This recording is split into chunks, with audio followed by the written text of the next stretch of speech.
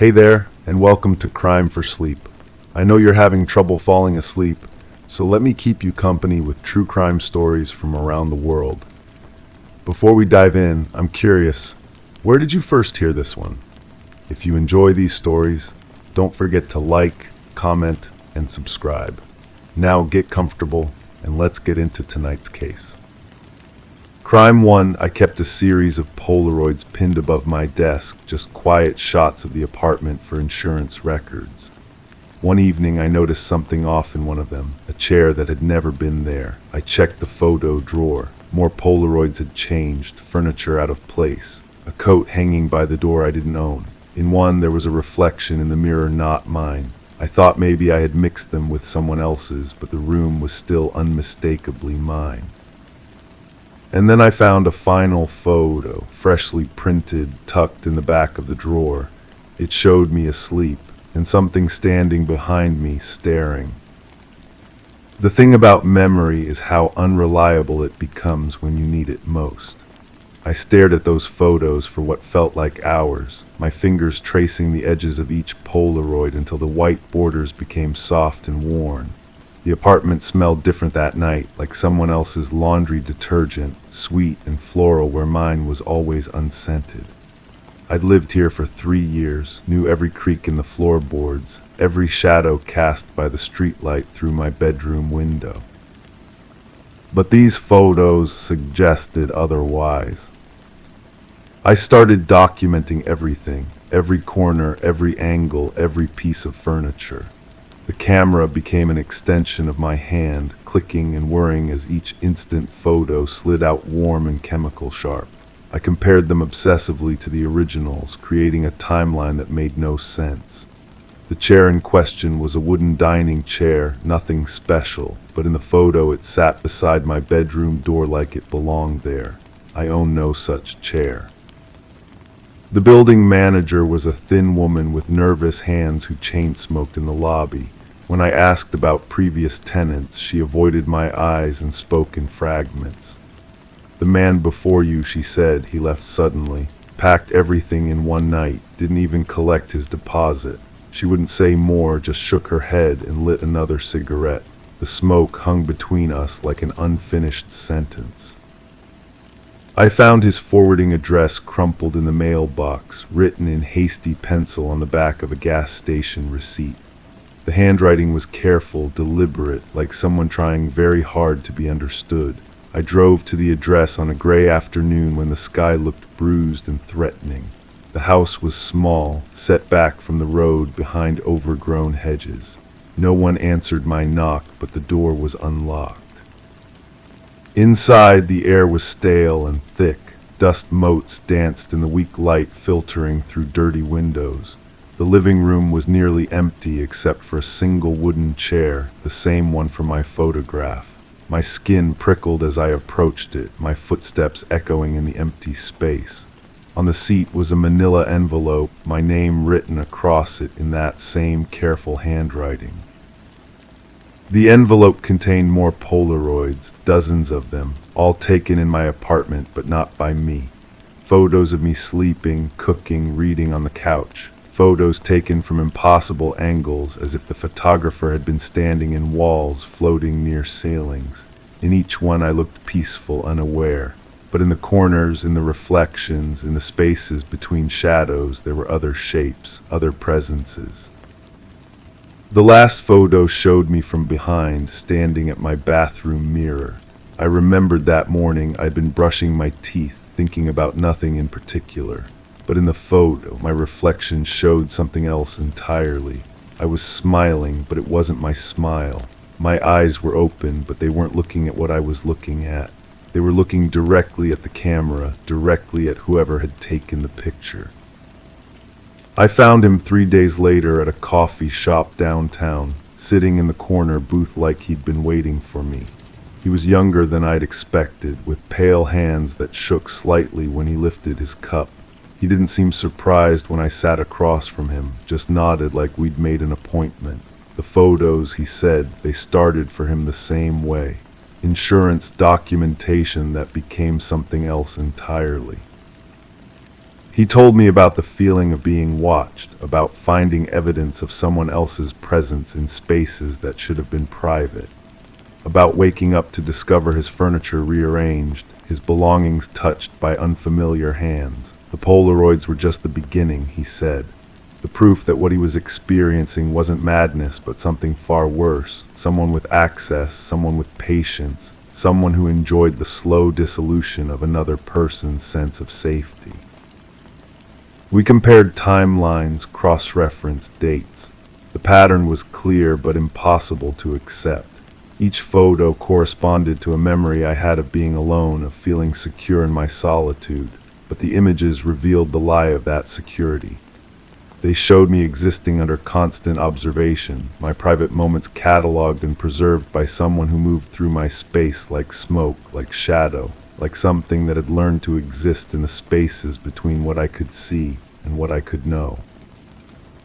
The authorities were polite but skeptical. The photos could be explained, they said. Trick photography, manipulation, an elaborate hoax designed to get attention or cause trouble. The previous tenant had made similar claims, they told me, before disappearing entirely.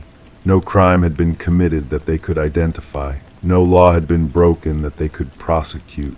I was advised to change my locks, install security cameras, consider finding a new place to live. But I knew that wouldn't be enough. The presence that had documented my life so carefully wasn't bound by locks or cameras or physical barriers. It existed in the gaps between certainty and doubt, in the spaces where memory becomes unreliable and truth becomes negotiable. The photos had changed overnight, but the watching had been going on much longer. The evidence was there, captured in instant film and tucked away in drawers, waiting to be discovered by the next person who thought they lived alone. I still have the chair. It sits in my new apartment now, in a different city, beside a different door. Sometimes I photograph it just to see if it appears where I remember placing it. The photos are always accurate, always honest. The chair is exactly where it should be, casting the shadows it should cast, occupying the space it's meant to occupy. But occasionally, when the light is just right and the angle is perfect, I can see something else in those instant images. A suggestion of movement in the corner, a hint of presence just beyond the frame. The photos don't lie, but they don't tell the whole truth either. They capture only what exists in that single moment when the shutter clicks and the chemicals react and the image burns itself onto paper. What they can't capture is the feeling that comes after, the certainty that someone else was there, just outside the boundaries of what the camera could see, waiting for the perfect moment to step back into my carefully documented world. Crime 2, the kitchen always felt colder than the rest of the house. At first I blamed poor insulation. Then I moved the fridge and noticed a seam in the wall, a false panel. I pried it open and found a narrow passage. Dusty steps led down into a hidden space, small, padded, lined with soundproofing. A single chair bolted to the floor, facing a monitor that showed live footage of my living room. Someone had built a hidden viewing chamber. Judging by the cigarette butts and stains on the cushion, it had been used recently. I should have called the police immediately. Instead, I found myself frozen, staring at that screen showing my own couch where I'd eaten breakfast that morning. The cigarette smell was overwhelming, stale, mixed with something else I couldn't identify, something metallic and bitter that made my throat tighten. The monitor wasn't the only thing down there. A small notebook lay open beside the chair, filled with handwriting I didn't recognize. Times were logged, activities noted. Subject arrives home. Subject watches television. Subject makes phone call. The entries went back months, maybe longer. Someone had been documenting my life with methodical precision. My hands shook as I flipped through the pages. The handwriting was neat, almost feminine, but the observations felt clinical, detached. There were sketches too, floor plans of my house, diagrams showing sight lines from various windows. Someone had studied my routines with the dedication of a scholar. I climbed back upstairs and walked through my house with new eyes. The living room felt exposed now, violated. I'd been performing my life for an unseen audience. Every private moment, every phone conversation, every quiet evening alone, all witnessed, recorded, catalogued. The real estate agent had seemed nervous when I bought the house. She'd rushed through the showing, avoided certain questions about the previous owner. Now I understood why. I called her office, but she'd left the company months ago. No forwarding information. The receptionist's voice carried an odd tension when I mentioned my address, as if she recognized it from somewhere unpleasant. I started researching the property records, digging through online databases and county archives. The house had changed hands frequently over the past decade. Short-term owners, quick sales, prices that dropped with each transaction. Red flags I should have noticed before signing the papers. The previous owner's name appeared in a few documents, but searches turned up nothing substantial. No social media presence, no professional listings, no trace of a normal life. Just a ghost who'd left behind this terrible secret room and vanished into administrative obscurity. I installed new locks, covered the cameras I could find, but the feeling of being watched never left. Every creak in the house made me freeze. Every shadow seemed to hide a presence. Sleep became impossible. I'd lie awake listening for footsteps, for breathing, for any sign that someone had returned to their hidden perch. The notebook entries became an obsession. I memorized the handwriting, analyzed the word choices, searched for clues about the writer's identity. The observations were too detailed, too intimate. This wasn't random stalking, it was personal. Someone had chosen me specifically, studied me, built this elaborate system to monitor my life. I found more equipment hidden throughout the house. Tiny cameras disguised as electrical outlets, microphones embedded in light fixtures, recording devices that had captured months of conversations. The invasion was total, comprehensive. Every room had been compromised, every private space turned into a stage for someone else's entertainment. The police report I filed disappeared into bureaucratic silence. The detective assigned to my case seemed distracted, uninterested. When I pressed for updates, he'd mutter about resource limitations and competing priorities. His partner avoided eye contact when I visited the station, as if my presence made him uncomfortable. I hired a private investigator, a tired woman with skeptical eyes who charged reasonable rates. She spent weeks following paper trails and interviewing neighbors. What she found disturbed her enough that she returned my retainer and stopped taking my calls. Before cutting contact, she left a single message on my voicemail. Some cases are better left unsolved. The breakthrough came accidentally. I was cleaning out the hidden room when I noticed a small tear in the soundproofing foam. Behind it, someone had carved initials into the concrete wall. 2 letters, barely visible in the dim light. When I compared them to signatures on old lease agreements, my blood went cold. The initials matched someone I knew, someone who'd had access to my house, who'd known my schedule, who'd gained my trust completely. The realization hit like physical pain, leaving me gasping in that cramped, violated space. I confronted them carefully, casually, watching for tells and reactions. Their composure never cracked. They smiled at the right moments, expressed appropriate concern about my break-in, even offered to help improve my home security. But their eyes held something new now, a flicker of amusement, as if they were enjoying a private joke. The evidence was circumstantial, incomplete, nothing that would hold up in court or convince skeptical detectives. Just initials carved in concrete and a growing certainty that someone I trusted had spent months watching my most private moments from their secret chamber. I moved out within the week, but the feeling of exposure followed me. New locks, new cameras, new security systems, none of it helped. The damage was psychological, permanent. Someone had stolen my sense of safety and privacy, and I could never get it back. The house still sits empty, according to the real estate listings.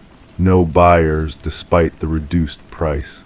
Maybe word has spread about its dark secret. Maybe other people can sense what I couldn't, that some places hold onto their violations, preserving them like stains that can never be completely washed away. Sometimes I drive past it looking for signs of activity. The windows stay dark, but I know that doesn't mean anything. Hidden rooms don't need natural light. Secret watchers don't announce their presence. And some people are patient enough to wait for their next subject to discover what they've built. The person with those initials still sends me messages occasionally. Friendly texts, casual invitations, expressions of concern about my sudden move. I never respond, but I know they're still watching somehow. The feeling never leaves, that sensation of being observed, catalogued, studied by eyes I can't see. Trust becomes impossible when you've learned how easily it can be weaponized. Every relationship feels potentially compromised, every private moment potentially shared. The hidden room behind my fridge was just architecture. The real violation lives in my mind now, permanent and inescapable. The case remains officially unsolved. No arrests, no charges, no closure. Just a house that nobody wants to buy and a secret that follows me wherever I go. Sometimes the most dangerous predators are the ones who never reveal themselves, who hunt from shadows and hidden chambers, satisfied with the power of simply watching. I still wonder if they found a new place to hide, a new subject to study. Somewhere out there, another person might be living their life on stage, performing for an audience of one who sits patiently in darkness, taking notes. Crime 3, I started keeping a recorder next to my bed just to catch my sleep talking. Mostly nonsense until one night it picked up a second voice. Low, calm, deliberate, it asked me questions I never remembered hearing. Worse, it seemed to respond to my sleep mutterings like we were having a conversation. I played it back over and over. I know my voice. That second one wasn't mine, and it wasn't an echo. It knew things. It mentioned details I'd never spoken aloud. When I left the recorder on during the day, the voice came back. Same tone, same control. It knows I'm listening now.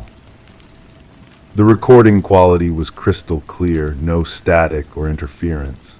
Just two voices in what sounded like a perfectly normal conversation. Mine, groggy and slurred from sleep. The other, articulate and patient, as if waiting for each of my mumbled responses before continuing. I rewound the section where the voice mentioned my sister's accident. The one from childhood that I'd never told anyone about. Not even my therapist knew those specific details. I called my neighbor, the one who shares the thin wall with my bedroom. She assured me her television was off that night, no radio playing, no guests over. The apartment above mine had been vacant for months. I checked the building's maintenance logs, confirmed no one was scheduled for repairs or inspections. The voice had to be coming from inside my room. The next recording session revealed something that made my hands shake as I held the device. The voice knew about the missing person case from my hometown, the one that went cold decades ago. It mentioned a name I'd only seen once, buried in old newspaper archives I'd researched online. A witness who disappeared before giving testimony. The voice spoke about this person as if they were still alive, still hiding, still watching. I started leaving the recorder running throughout my daily routine. The voice appeared during mundane moments. While I brushed my teeth, it would comment on my technique. During breakfast, it would suggest different meal choices. Always calm, always knowing, never threatening, but somehow deeply unsettling. It began referencing conversations I'd had with coworkers, details about my commute, observations about people I'd encountered that day. The breakthrough came when I played the recordings for my former colleague, someone who worked missing persons cases for years. Her face went pale as she listened. She recognized the speech patterns, the specific terminology, the way certain words were emphasized. It matched interrogation tapes from an old case file. A suspect who was never charged, never officially identified, but whose voice had been recorded during informal questioning. That suspect had lived in this building. 20 years ago, in the same unit I now occupy. The case involved a series of disappearances, all people who lived alone, all people who kept detailed journals or recordings of their daily lives. The investigation stalled when the suspect vanished. No forwarding address, no trace, as if they had simply evaporated. I found his belongings in a storage unit in the basement, forgotten behind decades of accumulated debris from other tenants. Boxes of audio equipment, recording devices, and hundreds of unmarked tapes. Some were labeled with dates spanning years. Others contained voices I didn't recognize, people talking in their sleep, unaware they were being monitored. The equipment was sophisticated, capable of remote activation, designed to capture sound through walls, through floors, through the smallest gaps in old building construction. The final recording changed everything. The voice was no longer responding to me. It was talking to someone else. Someone whose responses I couldn't hear on my equipment. The conversation was detailed, specific, describing locations and times with precision that suggested current events, not old memories. It spoke about new targets, new opportunities, new technologies that made the old methods seem primitive. I realized the voice wasn't coming from inside my room. It was coming from inside the walls themselves. Hidden speakers, activated remotely, controlled by someone who had been watching, listening, learning about every tenant who occupied this space. The building's original suspect hadn't disappeared. He had simply evolved his methods, upgraded his technology, continued his work from somewhere nearby. The recording stopped abruptly after I made this discovery. My sleep talking continued, but the second voice vanished as suddenly as it had appeared. I searched every inch of my apartment, found tiny holes drilled through walls, microscopic cameras embedded in light fixtures, sound equipment so small it was nearly invisible. All of it was recently installed, all of it still functional. I contacted the police, turned over the recordings, the equipment, the evidence I'd discovered. They opened a new investigation, connected it to recent missing persons cases with similar patterns. People who lived alone, people who documented their lives, people who simply vanished without explanation. The investigation is ongoing. No arrests have been made. But sometimes, late at night, I hear footsteps in the hallway outside my door. Slow, deliberate, familiar. They pause at my threshold, then continue down the corridor. I've moved 3 times since then. The footsteps always find me. The voice hasn't returned to my recordings, but I know it's still there, still listening, still waiting. I keep the recorder running anyway. Some truths are worth capturing, even when we're not ready to face them. Even when we realize we might not be the ones asking the questions anymore. Crime 4, strangers greet me like they know me. They call me by a nickname I've never used. One cashier asked why I was back so soon, said I'd just left wearing different clothes. I thought it was coincidence. Then I saw security footage of someone identical to me entering the building I work in. Same walk, same scar, but I hadn't been there that day. I followed the sightings. They always happened shortly after I left places. I'm being shadowed by someone who looks exactly like me. But they're not copying, they're rewriting my life. The first real clue came from my neighbor. She handed me a package that wasn't mine, addressed to someone with my last name but a different first initial. The handwriting looked familiar, too familiar. When I held the envelope, my hands started trembling. The paper felt cold, almost damp, like it had been stored somewhere humid for weeks. I opened it anyway. Inside were photographs of places I'd been but taken from angles I'd never seen. The coffee shop where I grabbed breakfast every morning, captured from across the street. My apartment building, photographed from the parking lot. But what made my stomach drop was the last photo, me, sitting at my desk at work, completely unaware someone was watching through the window. The scent of cheap cologne lingered on the photos, not mine. Someone else had been handling these images, studying them. I recognized the smell from somewhere recent, but couldn't place it. I started keeping a journal, documenting every encounter. Mrs. Henderson from the grocery store mentioned seeing me with someone who looked like family. She said we were laughing together like old friends, but I don't have siblings. I'm an only child, always have been. When I pressed her for details, she grew uncomfortable, said maybe she was mistaken. Her eyes avoided mine when she spoke.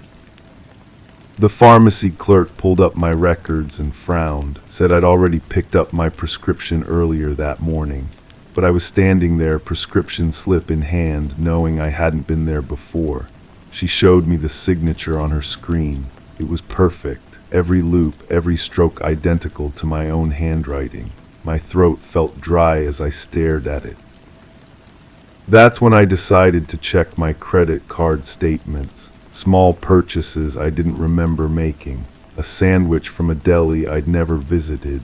Gas from a station on the other side of town. Movie tickets for films I'd never seen. Each transaction happened when I was somewhere else with receipts that could prove my whereabouts. I contacted the bank. The representative pulled up surveillance footage from one of the gas stations. There I was, clear as day, pumping gas into a car I didn't own, but something was wrong with the image. The person moved differently, held their shoulders straighter.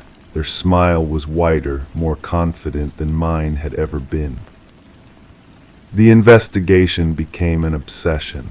I started visiting the places where sightings occurred, questioning anyone who remembered seeing me. A waitress at a diner described serving me breakfast with a woman she'd never seen before. Said I seemed happier than usual, more talkative. She remembered because I'd left a larger tip than normal. But I'd never been to that diner. I'd never met that woman. The breakthrough came when I found a voicemail on my phone from a number I didn't recognize. The message was brief, but the voice sent chills down my spine. It was mine, but not mine. The tone was different, more assured. The person claimed to be calling about a job interview I'd supposedly scheduled, an interview I knew nothing about.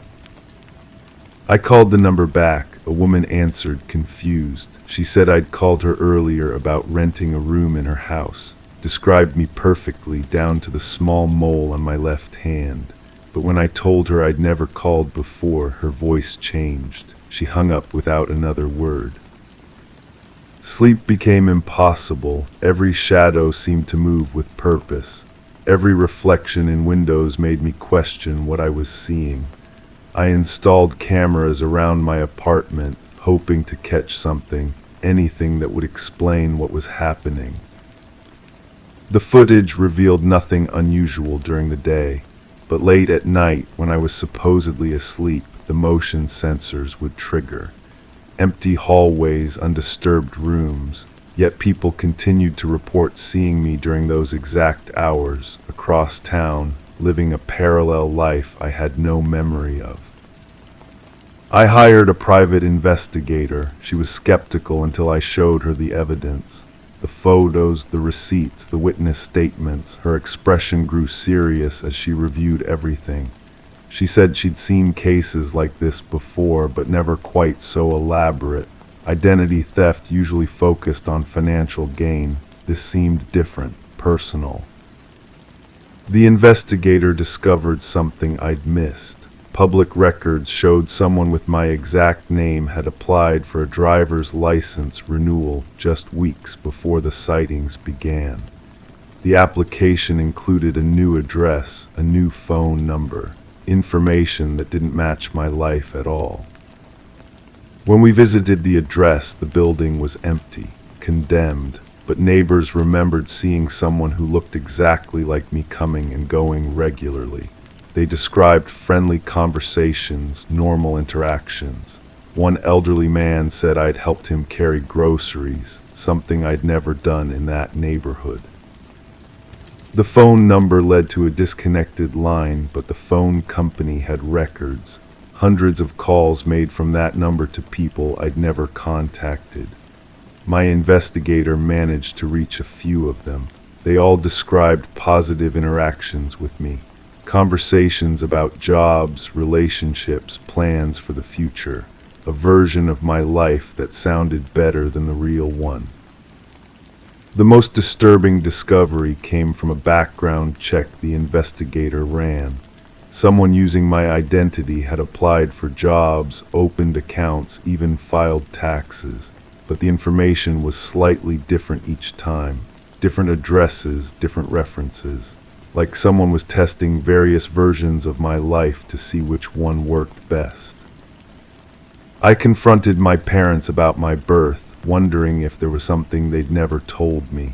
My mother's reaction was strange. She became defensive, insisted I was asking ridiculous questions.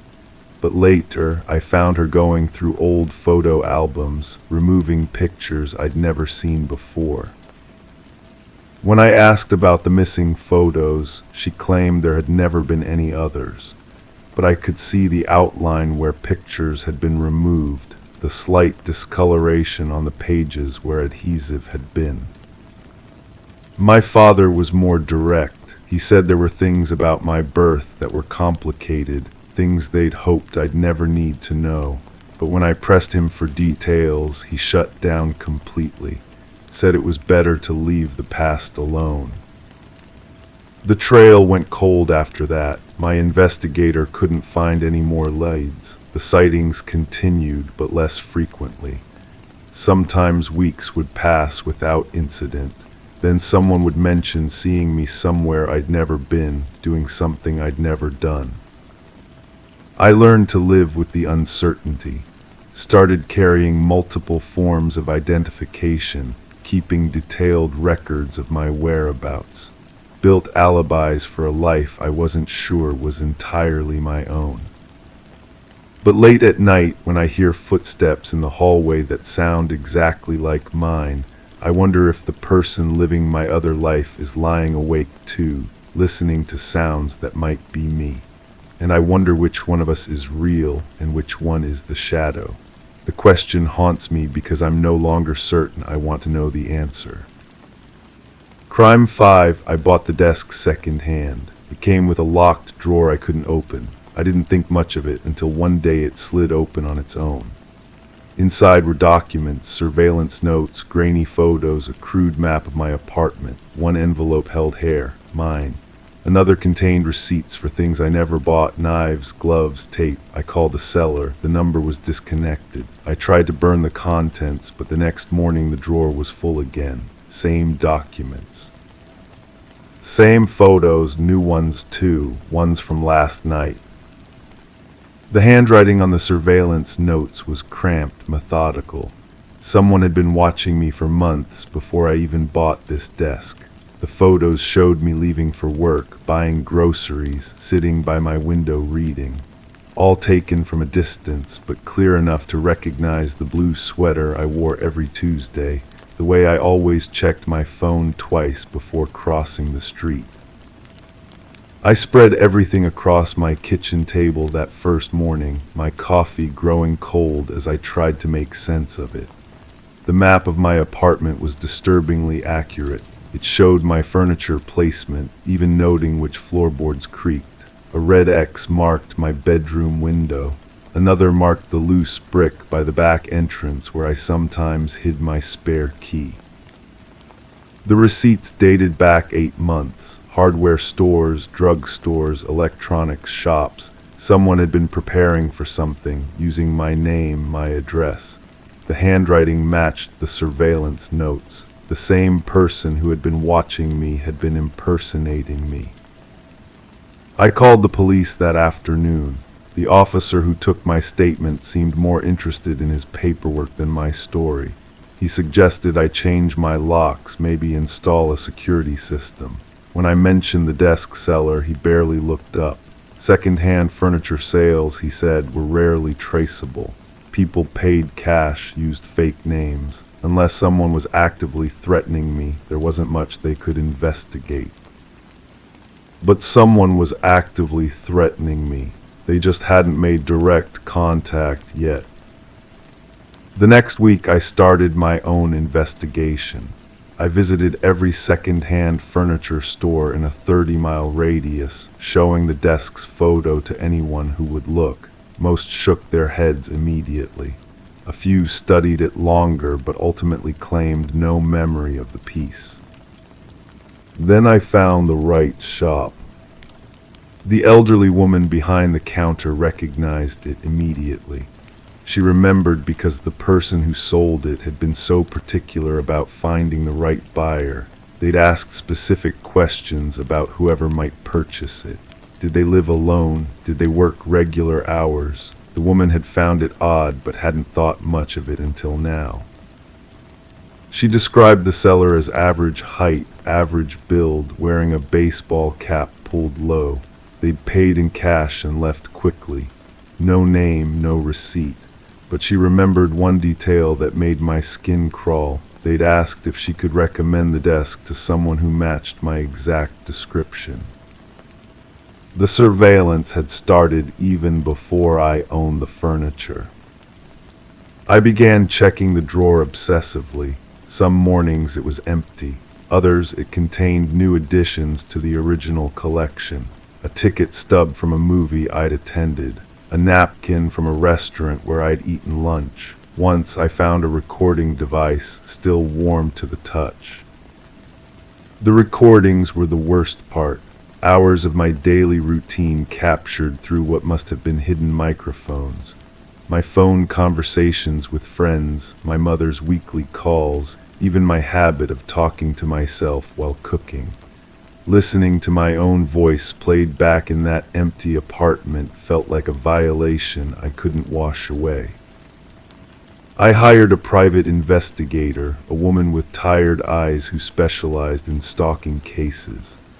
She swept my apartment for hidden cameras and found 3. One in my living room lamp, another behind my bathroom mirror, a third tucked inside my bedroom smoke detector. All professionally installed, all transmitting to an address she couldn't trace. The investigator suggested I move immediately, but I couldn't leave. Something about this felt unfinished, like running would only postpone whatever was coming rather than prevent it. The breakthrough came from an unexpected source. While organizing the contents of the drawer for the 100th time, I noticed something I'd missed before. One of the receipts had a partial fingerprint on it, clear enough to see the distinctive whorl pattern. I compared it to prints on items I knew only I had touched. They matched. I had bought those items. I had written those surveillance notes. I had taken those photos. The realization hit me like a physical blow. I sank into my chair, staring at my own handwriting, my own fingerprints, my own methodical documentation of my daily routines. But I had no memory of any of it, none at all. I called my doctor immediately, scheduling tests I couldn't afford. Brain scans, blood work, psychological evaluations. Everything came back normal. No signs of neurological damage, no indication of memory disorders. According to medical science, I was perfectly healthy. The investigator was skeptical when I told her about the fingerprints. She suggested stress, paranoia, the power of suggestion, but she couldn't explain away the evidence. My prints were on everything. My handwriting filled every page of surveillance notes. The The photos had been taken from angles that suggested someone of my exact height. I started keeping a detailed diary, documenting every moment I could remember. I set alarms throughout the day, recording voice memos to create a timeline I could verify, but gaps appeared in my memory anyway. Blocks of time I couldn't account for, usually in the early morning or late evening. The drawer's contents evolved to reflect my investigation. New photos showed me talking to store clerks, meeting with a private investigator, even sleeping with my diary clutched against my chest. Someone was still watching me, still documenting my every move. Someone who had access to my apartment, my routines, my most private moments. Someone who might have been me all along. The final revelation came during a sleepless night when I decided to stay awake and watch the drawer. I sat in my kitchen with a clear view of the desk, determined to catch whoever was refilling it. Around 3 a.m, my eyelids grew heavy despite my efforts to stay alert. I woke up 6 hours later at the kitchen table. The drawer was open. Fresh photos lay scattered across the desk's surface. Photos of me sleeping at that very table, taken from multiple angles with a camera I didn't remember owning. I found the camera in my closet, hidden behind winter coats I rarely touched. The memory card contained thousands of images spanning months, all of me, all taken by me, based on the angles and the reflection I caught in one frame, but I remembered none of it. The truth was becoming undeniable, even as my conscious mind rejected it. I was stalking myself. I was the one preparing for something terrible, using methods and dedication that my waking mind couldn't comprehend or remember. The question wasn't who was watching me. The question was what I was planning to do. Crime 6, the stain on the ceiling grew slowly, like it was alive. I assumed it was water damage until a chunk of plaster fell, revealing a plastic tarp above the tiles. I climbed up and found a small cavity, a space someone had used to hide things. Candy wrappers, torn clothing, a stack of photographs. Some of them showed me through windows. One showed my bed perfectly centered. On the back of each was a mark, a single number written in red. The last one had a message scratched in pen. You weren't supposed to find this. I sat on my bedroom floor, the photographs spread before me like cards in a sick game. My hands wouldn't stop shaking. The numbers on the back formed a sequence: 1, 3, 7, 12, 18.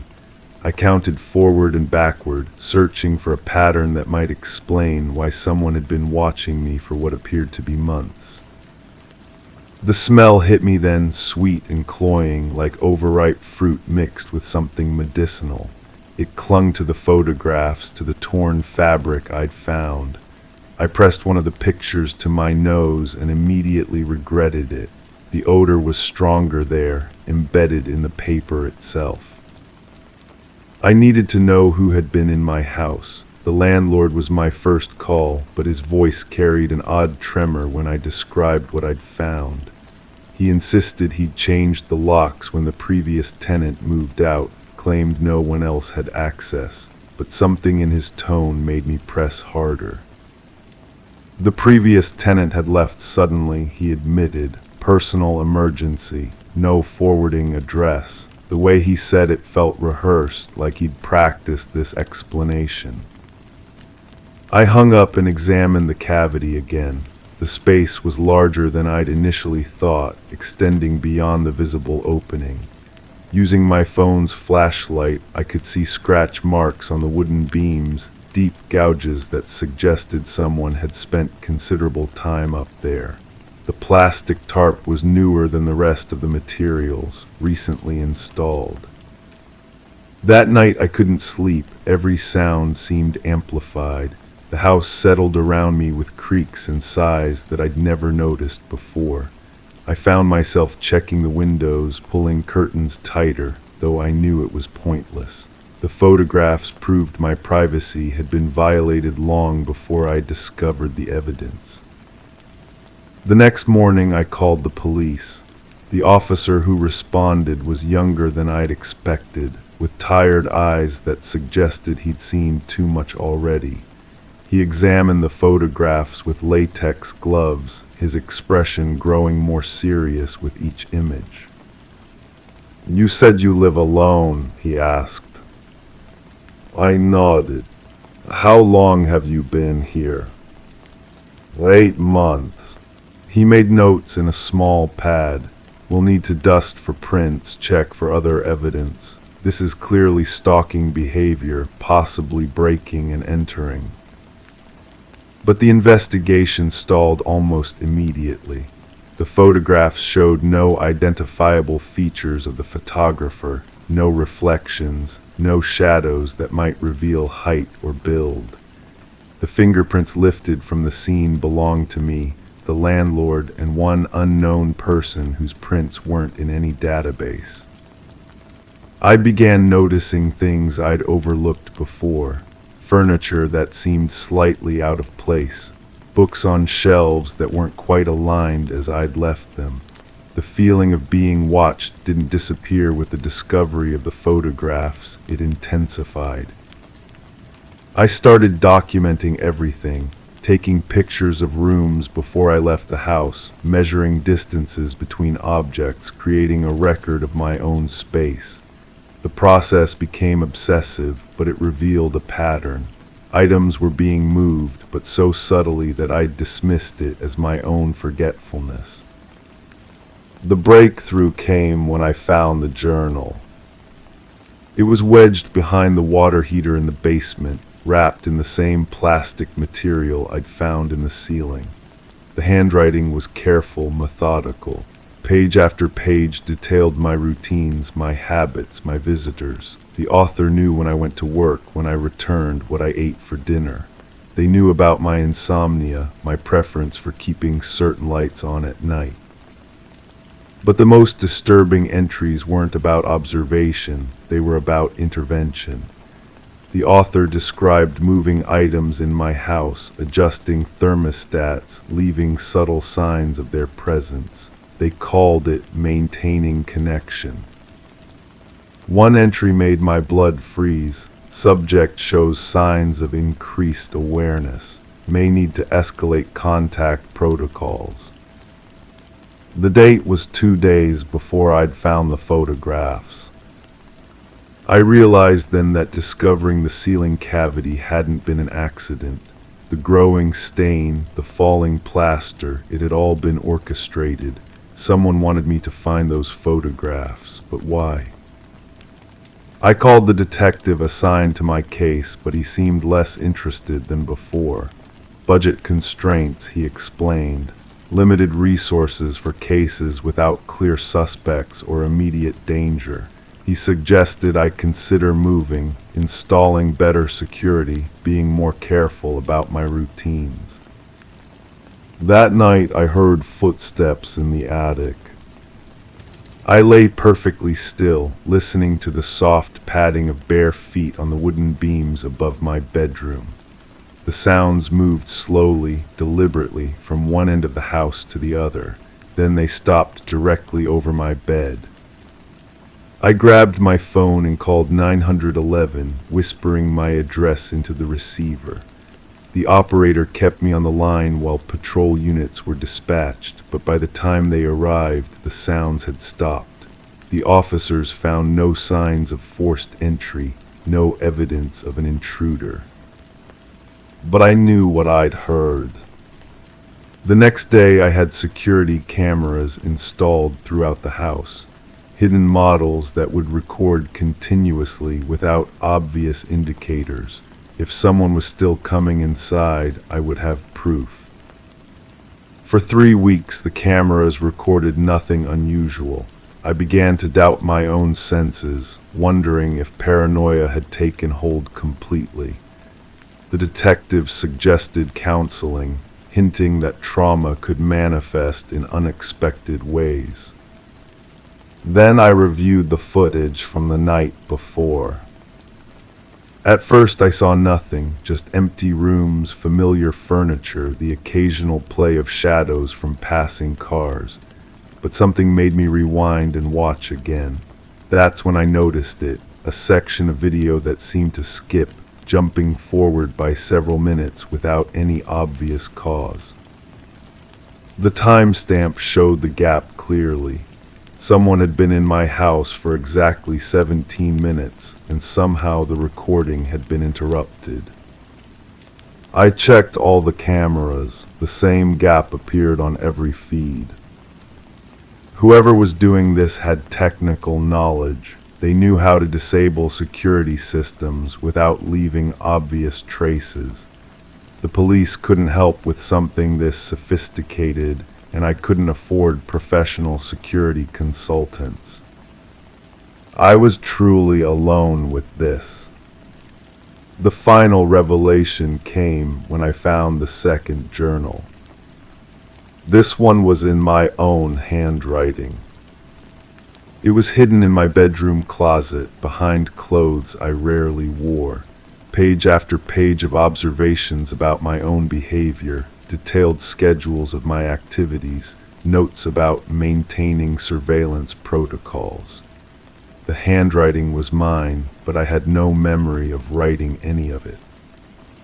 Some entries were recent, describing the installation of security cameras, my calls to police, my growing paranoia. Others went back months, documenting routines and habits with the same methodical precision I'd seen in the first journal. The last entry was dated yesterday. Subject has discovered secondary documentation. Cognitive dissonance protocols now in effect. Memory gaps will continue to expand until integration is complete. I don't remember writing those words. I don't remember hiding the journal. I don't remember taking the photographs I found in the ceiling. But the evidence is undeniable. The handwriting analysis would confirm it. The fingerprints on the pages would match mine. Even the security camera gaps make sense now. I would know exactly how to disable them without leaving traces. I've been stalking myself, documenting my own life, creating evidence of an intrusion that exists only in my fractured mind. The footsteps in the attic, the moved furniture, the feeling of being watched, all products of a consciousness that has somehow split from itself. The question that haunts me now isn't who has been watching me. It's whether the person writing this is the same person who lived through it. And if not, which one of us is real? Crime 7, it started with the front door. It jammed, then clicked smoothly one day as if it had been serviced.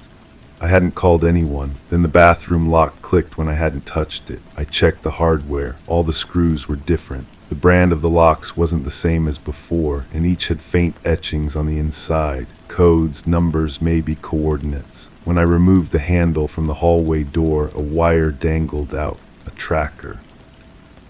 Someone had swapped every lock with a version they could control, and they never tripped the alarm. The metallic smell hit me first when I walked into my building's basement storage. Sharp, chemical, like copper pennies left in bleach. I'd gone down to retrieve some old boxes, but the scent pulled me toward the utility room where the building's main electrical panel hummed. The door was slightly ajar. I pushed it open. Inside, cables ran everywhere they shouldn't. New wiring snaked through conduits toward the ceiling, disappearing into holes that definitely weren't there when I moved in. The installation looked professional, surgical even. Someone had spent considerable effort threading these connections through walls without disturbing the original structure. The work was too clean, too deliberate to be random. I traced one cable with my finger until it vanished into the wall directly beneath my apartment. My chest tightened. The copper smell grew stronger. Back upstairs, I examined every inch of my living space with fresh eyes. The locks were just the beginning. The smoke detector in my bedroom had a tiny lens that caught light differently than the others. When I unscrewed it, I found a camera no bigger than a button battery, its memory card still warm from recording. The lens had been capturing everything for months. I checked the other detectors. Each one had been modified. Every room was being watched. My hands shook as I pulled out my laptop and started documenting everything. The serial numbers on the locks, the camera models, the wire configurations. I took photos, measurements, notes, evidence, but evidence of what exactly? The building's maintenance logs showed no recent work orders, no electrical upgrades, no security installations. Yet someone had rewired half the building and gained complete access to my home without leaving a single official record. They'd moved through the structure like ghosts, installing their surveillance network while everyone slept. I interviewed my neighbors, casual conversations that felt increasingly urgent. The woman across the hall mentioned her door had been acting strange recently. The couple upstairs said their internet had improved dramatically without explanation. The elderly man on the ground floor complained about hearing drilling sounds late one night, but maintenance denied any work. Everyone had noticed something. No one had connected the pieces. The breakthrough came when I found the receiver.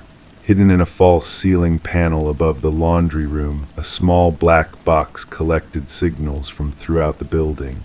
It was still active, its LED blinking steadily as it recorded and transmitted data to somewhere beyond these walls. The device was warm, well ventilated, and clearly meant for long-term operation. I didn't disconnect it, instead I watched it. The blinking pattern changed at different times, responding to activity it monitored.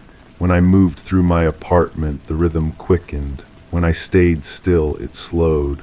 The box knew exactly where I was and what I was doing. But why? The answer started revealing itself through my bank statements.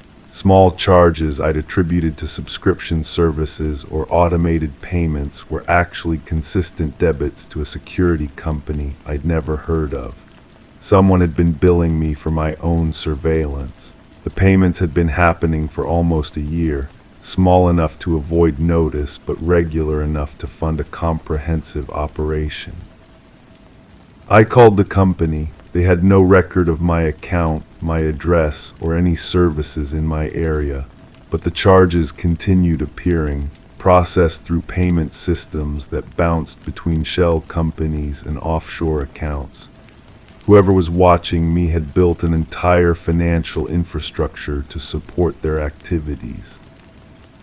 The woman at the security company became nervous when I pressed for details. She put me on hold repeatedly, her voice tighter each time she returned. Finally, she suggested I contact law enforcement if I believed fraudulent charges were appearing on my statement. Then she hung up. That evening, I sat in my apartment with all the lights off, thinking about the cameras recording my every movement, the locks that could be controlled remotely, the financial trail that led nowhere.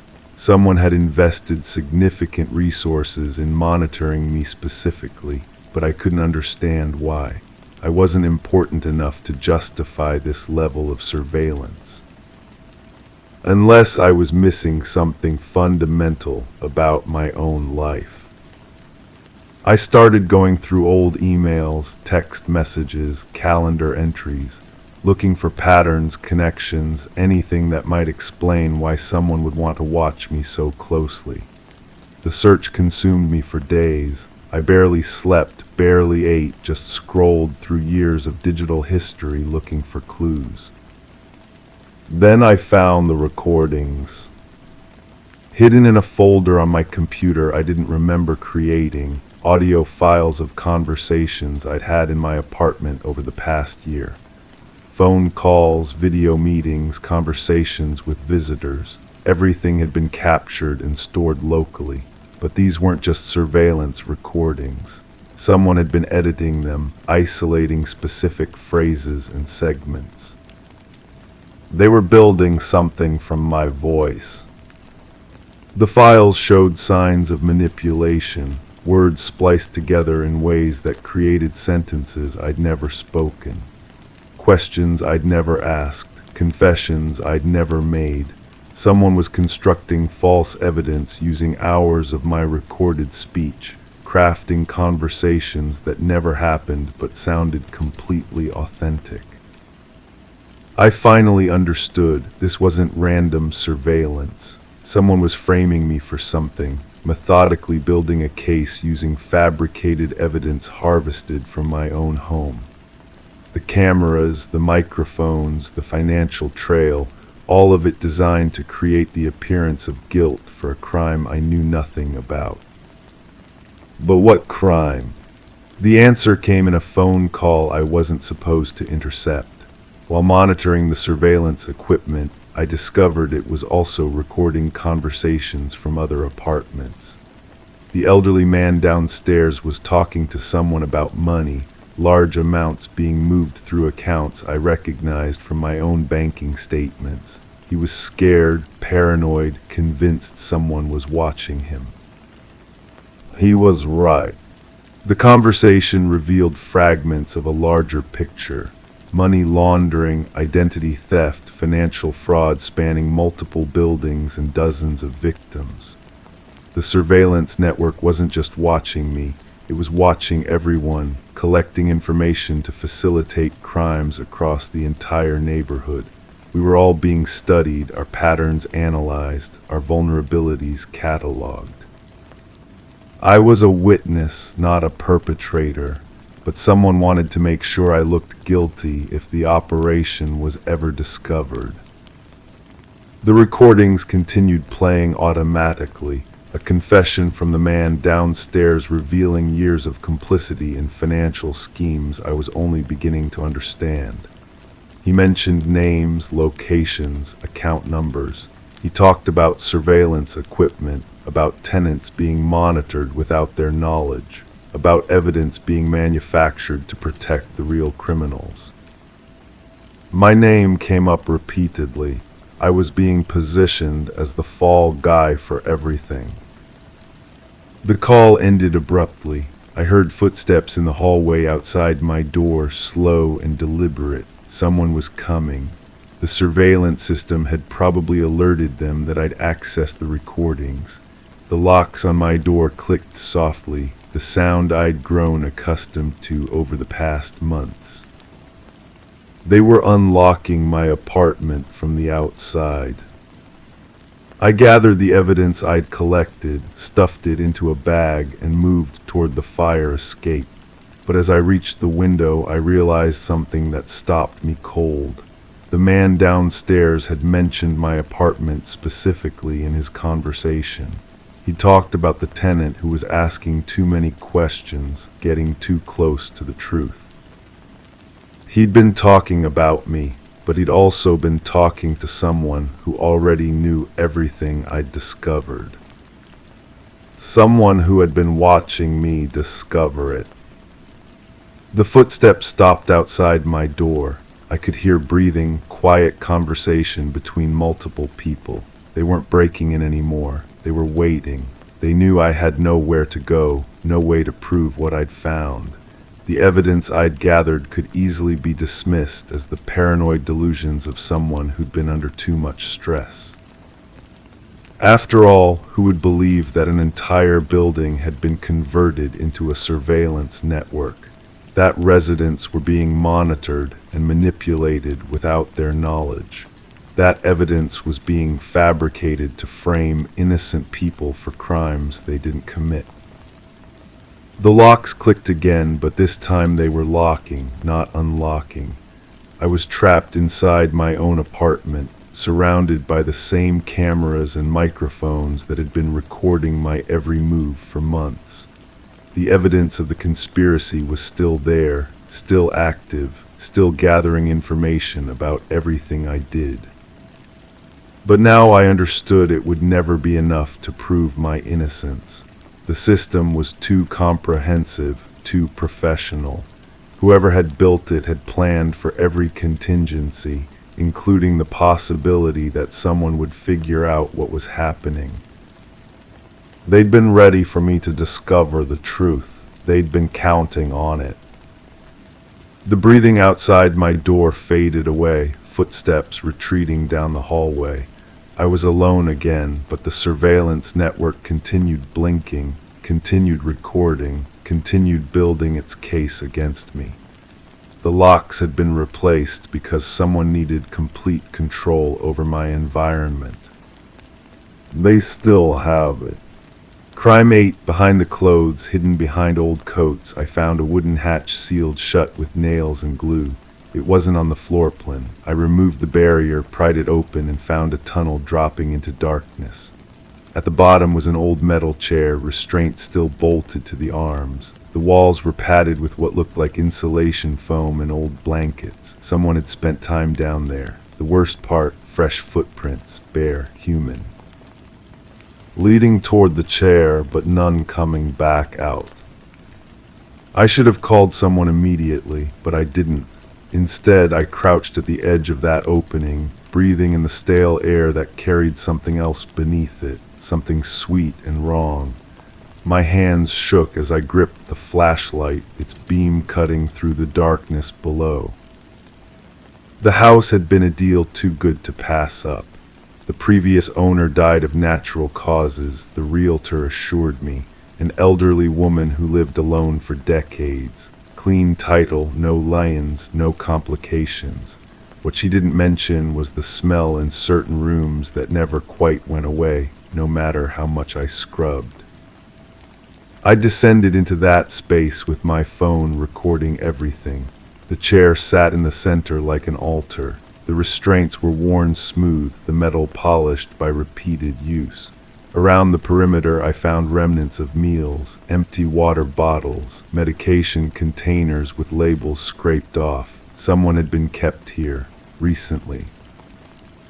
The footprints bothered me most. They were small, almost childlike, but the depth suggested an adult, someone walking carefully, deliberately. The trail led directly to the chair and stopped. No scuff marks from a struggle. No signs of panic, just methodical steps toward captivity. I photographed everything before climbing back up. That first night I couldn't sleep. Every creak of the house felt like movement below. I kept checking the hatch, making sure it was still open, still empty. But the smell lingered in my nostrils, that sweet wrongness that made my stomach turn. The next morning I started asking questions. The neighbor across the street had lived there for 30 years.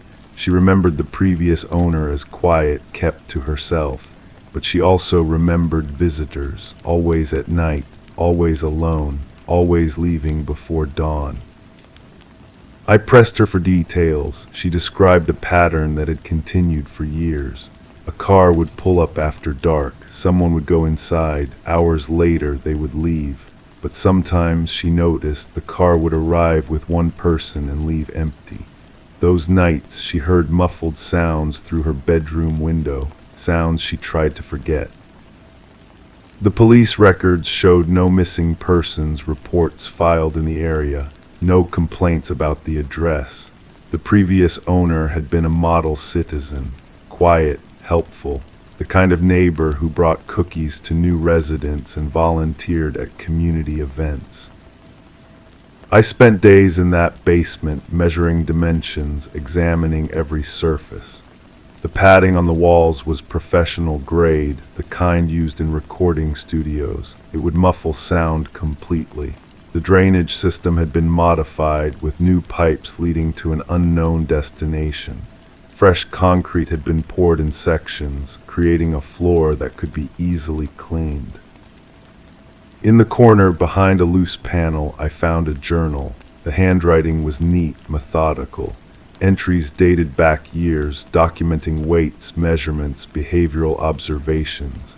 clinical notes about subjects who were never named, only numbered. The final entry was recent, very recent. Subject 18 showed remarkable compliance, no resistance during final session. Transportation to permanent location completed successfully. Site preparation for subject 19 confirmed. I read that entry dozens of times, my hands trembling with each word. Subject 19. Someone was coming, someone was already chosen. That evening I waited. The basement door remained open, my phone ready to record. If someone arrived, I would have evidence. I would finally understand what happened in this house. But as darkness fell, I realized something that made my blood freeze. The journal entries weren't just observations, they were instructions, a manual for someone else to follow. The previous owner hadn't been working alone. The sound of a car engine in the driveway broke the silence. Footsteps approached the front door. A key turned in the lock I had never changed. Someone else had access to this house. Someone who expected to find everything exactly as it had been left. I hid in the kitchen, watching through the window as a figure moved through my home with practiced familiarity. They knew exactly where to go. They headed straight for the basement, flashlight in hand, moving with the confidence of someone who had done this many times before. But the basement was empty. The hatch was open. The chair sat vacant under the harsh beam of their light. I heard them moving around down there, searching, confused by the disruption of their carefully planned space. When they emerged, I saw their face clearly for the first time. It was someone I recognized from the neighborhood, someone who had waved at me from their yard, someone who had seemed perfectly normal. They stood in my living room, looking around with growing alarm. The journal was gone from its hiding place. The evidence of their activities had been discovered. They reached for their phone, fingers moving across the screen with urgent taps. I should have run, I should have called for help. Instead, I watched from my hiding place as they made their decision. They couldn't leave a witness. They couldn't risk exposure. The pattern that had continued for years couldn't be broken now. The basement would have a new occupant after all. Subject 19 had been in the house all along. I'm writing this now, my hands still shaking, as I hear them moving around upstairs.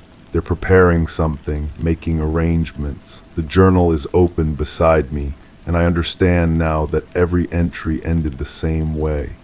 Transportation to permanent location completed successfully. But there's something they don't know, something I discovered in those final pages. The previous owner didn't die of natural causes. She was subject 17, and her final entry wasn't about compliance or transportation. It was a warning. The chair is still empty, the restraints are still waiting, but the footprints leading toward it aren't the only ones in that basement. There are others, hidden in the shadows, pressed into the soft earth beneath the new concrete. Footprints that tell a different story about who was really in control down there. The sound of footsteps on the stairs is getting closer. They're coming for me now, but I'm not subject 19. I'm something they never planned for. Crime 9, I was researching an old case for a project, scrolling through archived mugshots when I froze. There among the black and white photos was a perfect replica of my face. Same bone structure, same mole on the jawline, but the photo was dated decades ago. The file listed no name, no release, no trial, just a record of arrest and the word classified stamped across the bottom. I tried to dig deeper, but every time I searched, my internet cut out. The day after, my power flickered and my devices reset themselves. The photo was gone, and my reflection started looking just slightly off. The feeling of staring at your own face in a criminal database is something you can't shake. It crawls under your skin and makes every familiar surface feel foreign. I kept touching my jawline, running my finger over that small mole, wondering if somehow I'd forgotten an entire life. The rational part of my mind whispered about coincidences, about how faces can fool you in grainy photographs.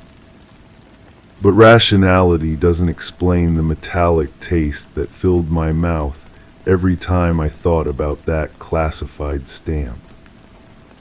I decided to visit the records office. The building smelled like old paper and disinfectant, the kind of sterile environment where secrets go to die. The clerk behind the counter had tired eyes and fingers stained with ink. When I described what I was looking for, she paused mid-keystroke. Her screen flickered once, twice, then went black. "System maintenance," she said, but her voice carried a tremor I hadn't heard before. "Come back tomorrow." I left, but the unease followed me home like a shadow. That evening I called my mother. I needed to hear her voice to anchor myself in something familiar. When she answered, there was static on the line, the kind that makes every word sound underwater. "Mom, I need to ask you something strange." "What is it, honey?" The connection cleared suddenly, her voice sharp and present. "Did I ever get arrested, even as a kid? Anything you might have forgotten to tell me?" The silence stretched so long I thought the call had dropped. When she finally spoke, her words came slowly, carefully measured.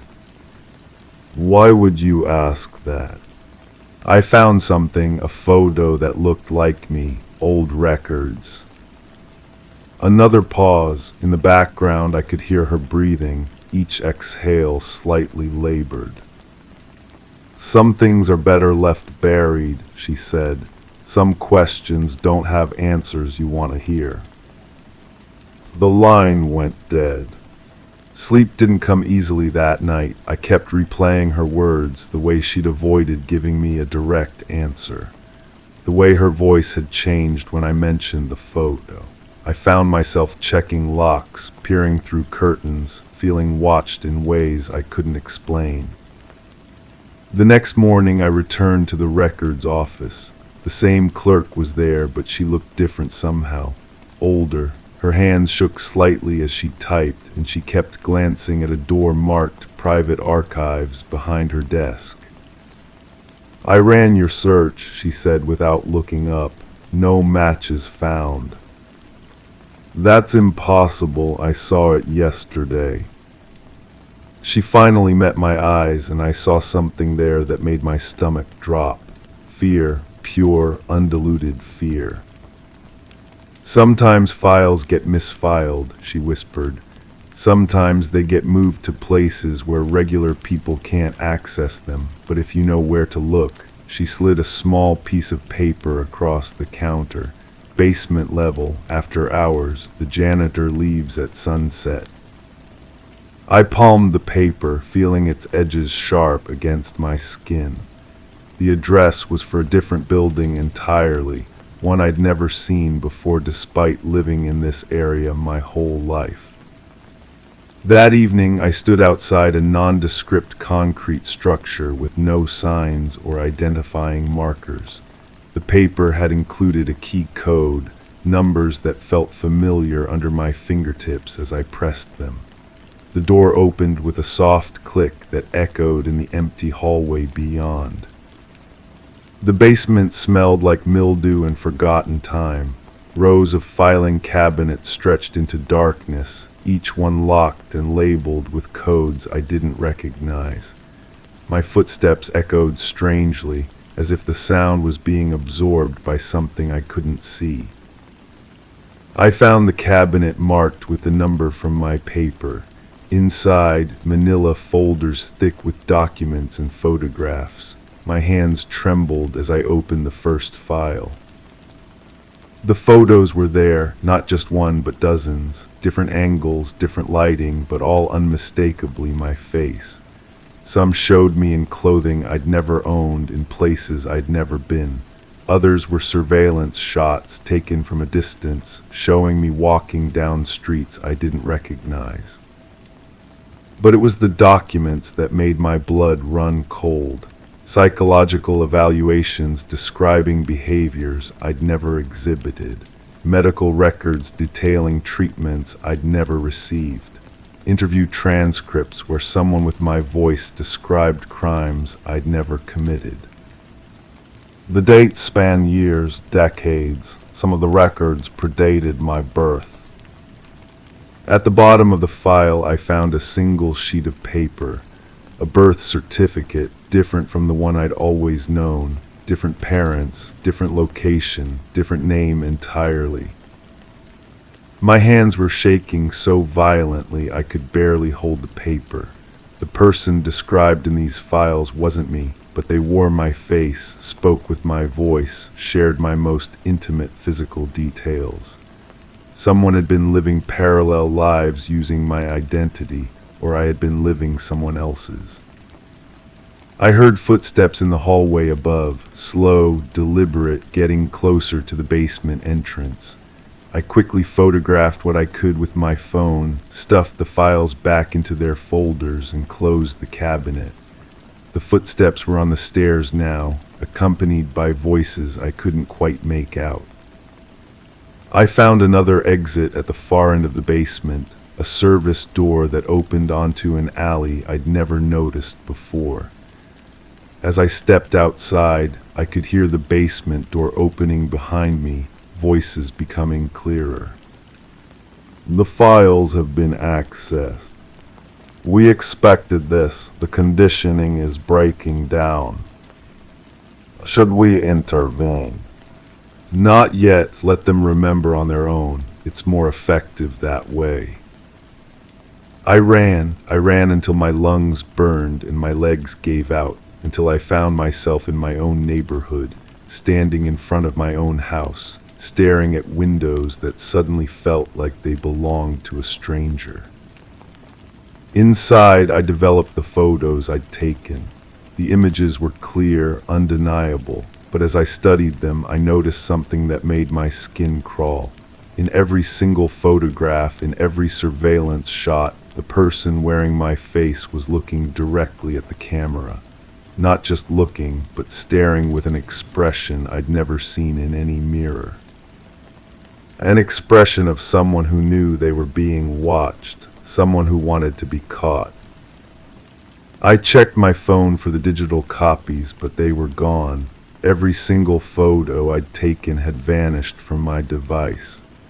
The only evidence left were the physical prints scattered across my kitchen table, and even those seemed to be fading as I watched. My reflection in the kitchen window showed someone I almost recognized. Almost, but not quite. The bone structure was right, the mole was in the right place, but something in the eyes was different. Something that suggested I might not be the person I'd always believed myself to be. The worst part wasn't the questions. It was the creeping certainty that somewhere in another basement, in another file, someone else was staring at photographs of their own face and wondering if they were real. Wondering if any of us were real, or if we were all just echoes of something else entirely. I still check the records database sometimes, late at night when sleep won't come. The mugshot never reappears, but sometimes I catch glimpses of other faces that look almost familiar, almost like someone I should remember but don't. And every morning when I look in the mirror, I wonder if the person staring back at me is the same one who went to sleep the night before. The mole is still there in the right place, but sometimes, just sometimes, it seems to have moved just slightly to the left. Story 10. In the quiet stillness of the night, a phone call shatters the eerie silence. It wasn't just any call, it was a pocket dial, filled with static and muffled sounds that almost went unnoticed by the operator. But then a voice sliced through the chaos. A woman speaking in frantic whispers, "He's here." He, and then silence enveloped the line, leaving behind a chilling void. The number traced back to an empty house, a relic abandoned for years, frozen in time. No signs of forced entry, no disturbances in the dust-covered rooms. Yet in the dimly lit kitchen, the phone rested on the counter, its screen softly glowing. The call had been placed mere minutes ago, a ghostly echo from the past. Detective Morgan Reed found herself drawn to the mystery, replaying the haunting message on the phone repeatedly. The whisper lingered in her mind, desperate, terrified, and inexplicable. The abandoned property once belonged to the Sullivan family, who had fled after a devastating fire ravaged the west wing of their home. Since then, the house remained untouched, visited only by a caretaker who swore no one had trespassed within its walls. "Background check on the number," Morgan inquired, turning to her partner, Detective Walsh. The answer revealed a puzzling connection. The number belonged to Catherine Sullivan, the deceased daughter of the family, who had perished in a tragic car accident 3 years prior. As Morgan gazed at the phone nestled in an evidence bag, the pieces of the puzzle refused to align. A phone call from a dead woman's device, originating in an empty house, logic strained against the enigma. The forensic team unearthed no tangible leads, no fingerprints except for elusive smudges that defied identification. The scene bore no traces of intrusion, as if the phone had materialized out of thin air. The recording of the call became the focal point of their inquiry, those fleeting 11 seconds of static, of breath, of 5 haunting words. Voice analysis confirmed the eerie similarity to Catherine Sullivan's voice from archived videos with a staggering 98% certainty. The timestamp pinpointed the call to the very minute of Catherine's tragic demise 3 years earlier. Morgan and Walsh delved into Catherine's past, interviewing those who had known her. Her father, now remarried, appeared genuinely bewildered.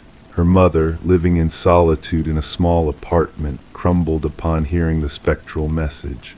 "That's my Katie," she murmured, her voice heavy with sorrow. "She sounds so frightened." Mark Jennings, Catherine's former boyfriend at the time of her death, provided an alibi for the night of the enigmatic call. He had been diligently working a night shift at the hospital, corroborated by multiple witnesses and surveillance footage. The pieces of the puzzle refused to fit, yet the call had undeniably occurred. The investigation reached an impasse until a call from Catherine's mother breathed new life into the case. Trembling with emotion, she revealed a hidden treasure from Catherine's belongings, a journal, its pages a testament to a chilling reality. The entries chronicled a love story turned nightmare, marked by control, isolation, and ultimately fear. The final words etched on the page foretold a tragic end. "He discovered my plan to leave. His rage knows no bounds. If something happens to me, it won't be an accident." Confronted with the damning evidence from the journal, Mark's facade crumbled under the weight of interrogation. "You believe I harmed Katie because of her words," he retorted, his composure faltering. "That's not proof." Morgan's gaze pierced through his facade. "The report places you at the scene before emergency responders arrived," she observed. "How do you explain that?" "I was concerned when she didn't appear. I went in search of her," he stammered. "Her car veered off a secluded road. How did you know where to find her?" Morgan pressed, her voice unyielding. A pallor swept over Mark's features. "I told you I was worried." Revisiting the site of the fatal accident, investigators probed the earth with ground-penetrating radar, unearthing a chilling revelation: Catherine's actual phone, buried 20 feet from the crash site. The device they had discovered in the house was but a decoy, a phantom of the truth concealed at her parents' abode. Examination of the buried phone unveiled deleted messages between Catherine and her sister on the fateful night of her demise. Mark learned of my intentions to leave him.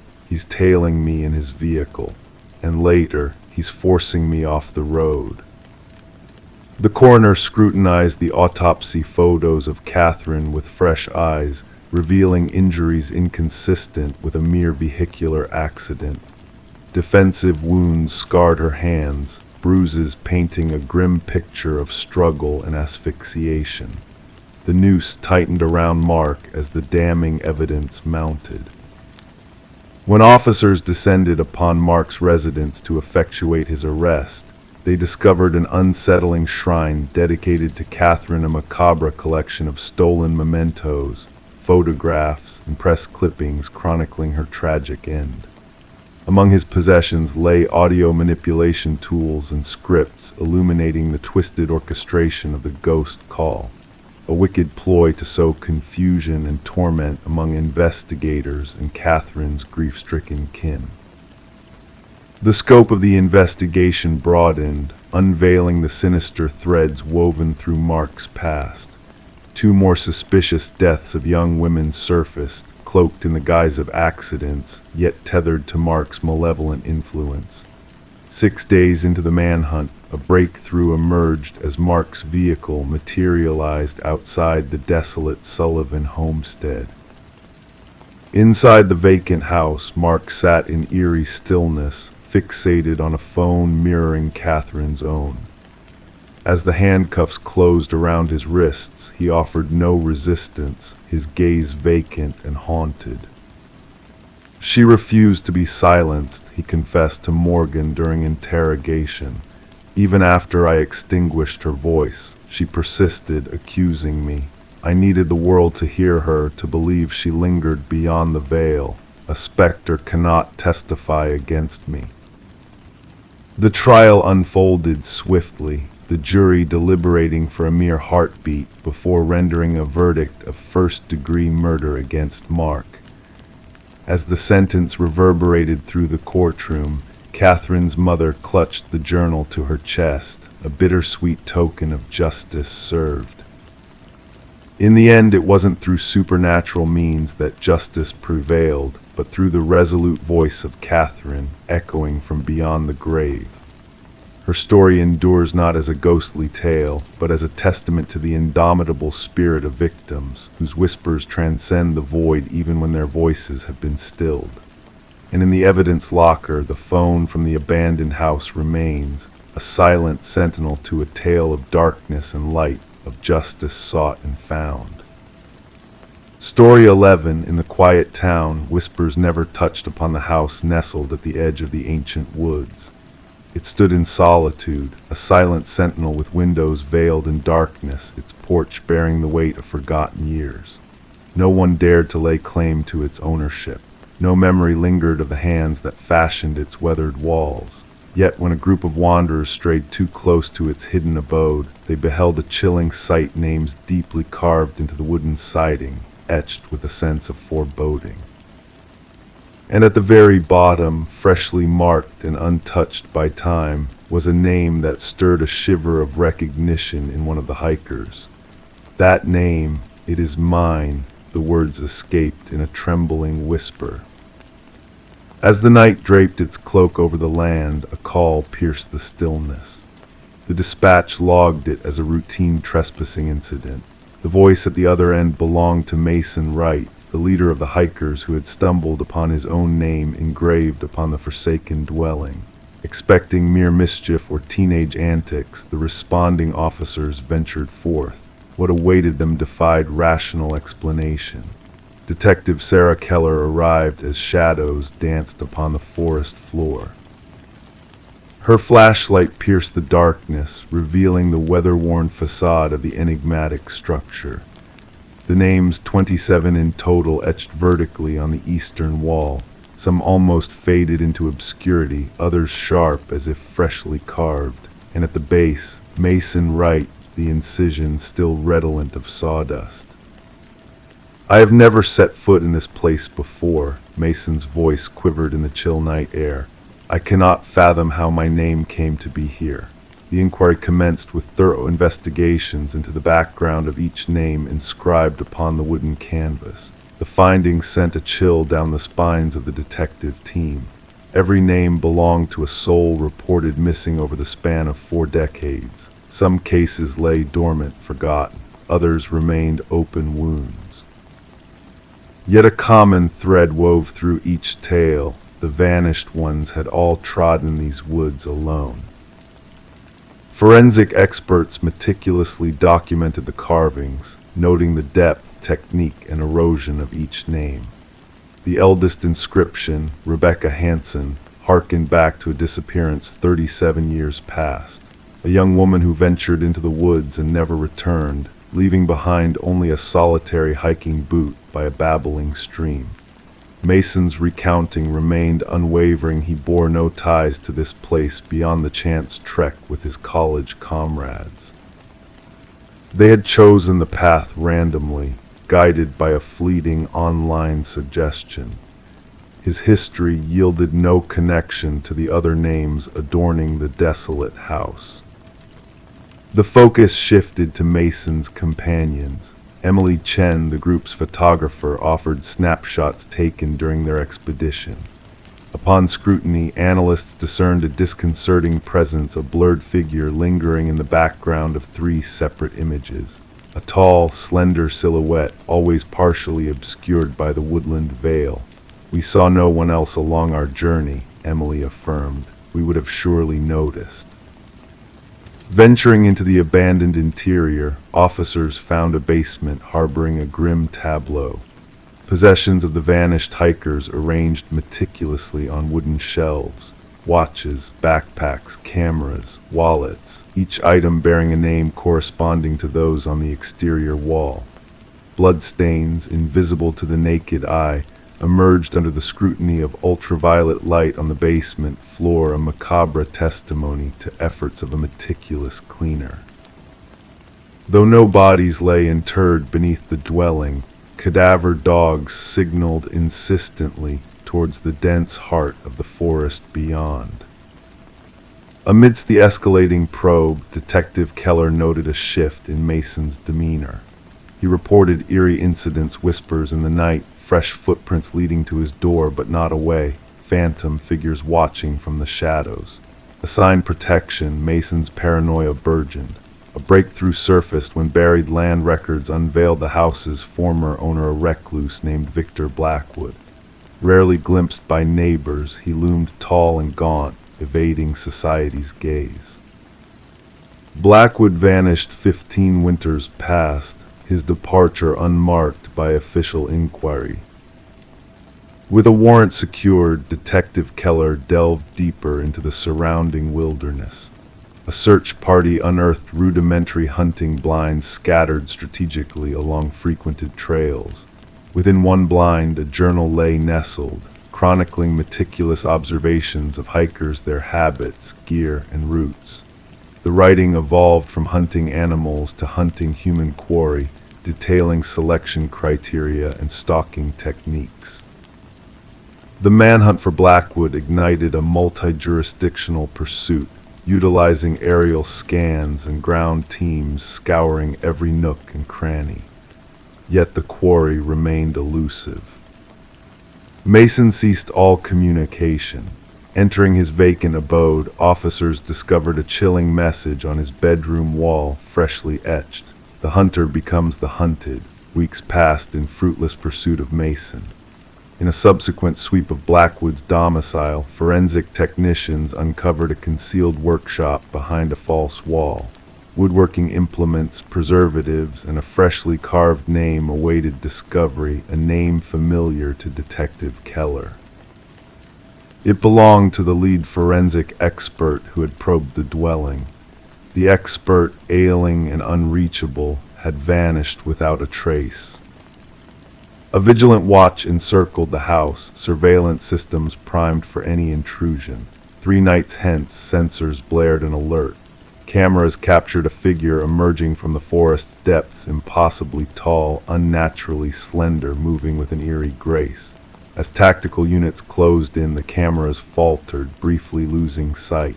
When vision returned, the figure had melted into the shadows. The house endures under ceaseless vigilance. Mason and the missing technician remain elusive. The investigation persists, drawing fresh resources as tales of similar vanishings echo in distant woods. The names etched upon the wall weave a haunting legend among law enforcers. Some shun the very mention of them. Others steer clear of the enigma entirely. And local hikers avert their gaze, fearful that a mere whisper of the house might add their names to that dread roster, the names unspoken. Story 12. The old Polaroid had weathered decades, capturing a forgotten birthday. Faces frozen in smiles, candles flickering innocently, nothing out of the ordinary. But when the daughter inherited the box of ancient photos, a chilling discovery awaited her. Among the familiar scenes, a shape lurked in the background just beyond the group. A man shrouded in shadow, lingering on the fringes of the candle's glow. He did not belong to the family. No recollection tied him to the gathering. Yet with each photo, he drew nearer.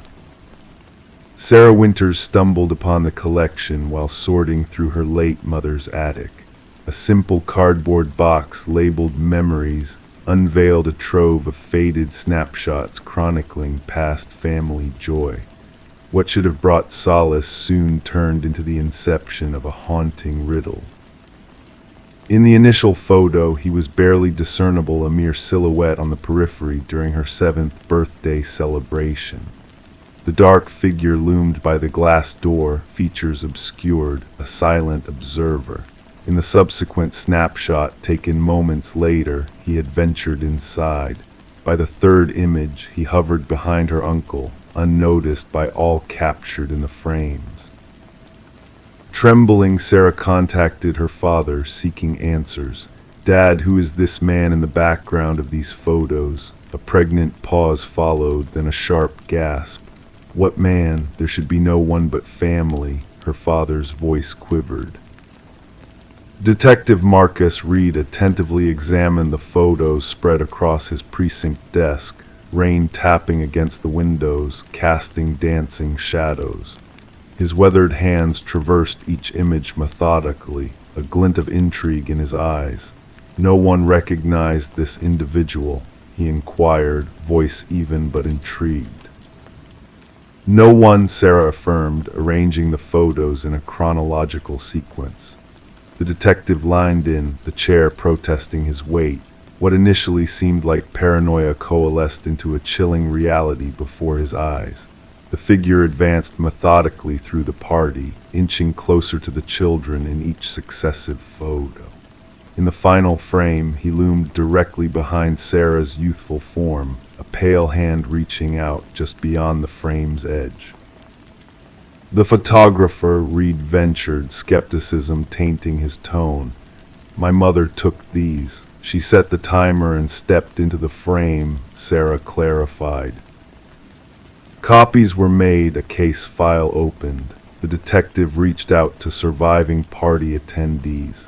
None could recall the mysterious man. No hired servers, no visiting neighbors. The secluded property had been chosen for its privacy. Facial recognition yielded no results, the figure expertly obscured in every shot, as if cognizant of the camera's lens. Yet a practiced intentionality lingered in his posture. The inquiry would have stalled if not for Sarah's discovery of more photos in other family albums. Varied gatherings, different years, the same enigmatic figure always lingering, always unnoticed.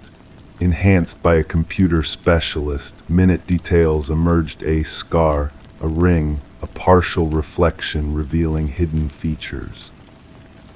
A breakthrough surfaced from dental records. The teeth visible in one enhanced image matched those of Robert Keller, a maintenance worker entangled in the unsolved mysteries of 3 abducted children. Cases long gone cold, aligning with the dates of the documented gatherings. Keller had worked for the property management company overseeing the vacation site of Sarah's birthday. possessing master keys to multiple rental properties where families congregated, where children vanished. Beneath Keller's former residence, investigators unearthed chilling artifacts: a hair clip, a toy car, a bracelet that Sarah recognized as her own, presumed lost in childhood. Alone in her apartment, encircled by the damning photos, Sarah processed the news from the detective. Remains found near a vacation property had been identified as one of the missing children. Staring at the final birthday photo, the warm candlelight casting a surreal glow on her family's faces, Sarah's younger self stood oblivious to the figure behind her, a specter in the shadows ever present. The revelation interconnected unresolved cases spanning decades. Families received closure, though not the solace they sought. The hidden figure in the family photos had emerged into the light of justice, his existence acknowledged after years of clandestine observation. Gathering the photos, Sarah returned them to the box.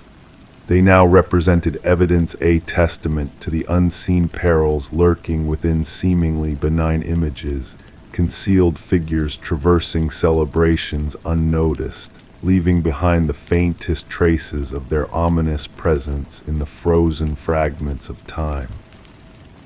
Story 13. In the stillness of the night, a mysterious package arrived, nestled within an unassuming envelope that bore no sender's mark. From its depths emerged a solitary brass key, weathered by the relentless passage of time. The homeowner, Sarah, gazed upon it with a sense of eerie familiarity, though she could not place where it belonged. With a curious mind, Sarah ventured to test the key in every lock she possessed, hoping to unravel its enigmatic origins. Yet with each turn of the key, no door yielded to its touch. It seemed this key did not belong to her world. Perplexed, she set it down upon the polished surface of her coffee table. In that moment, a long silent presence stirred within the confines of her home. The old grandfather clock, standing sentinel in the dimly lit hallway, emitted a single, mournful chime that reverberated through the house, despite its inner workings having long succumbed to silence. Sarah's heart quickened with a mix of apprehension and curiosity. This strange occurrence could not be ignored.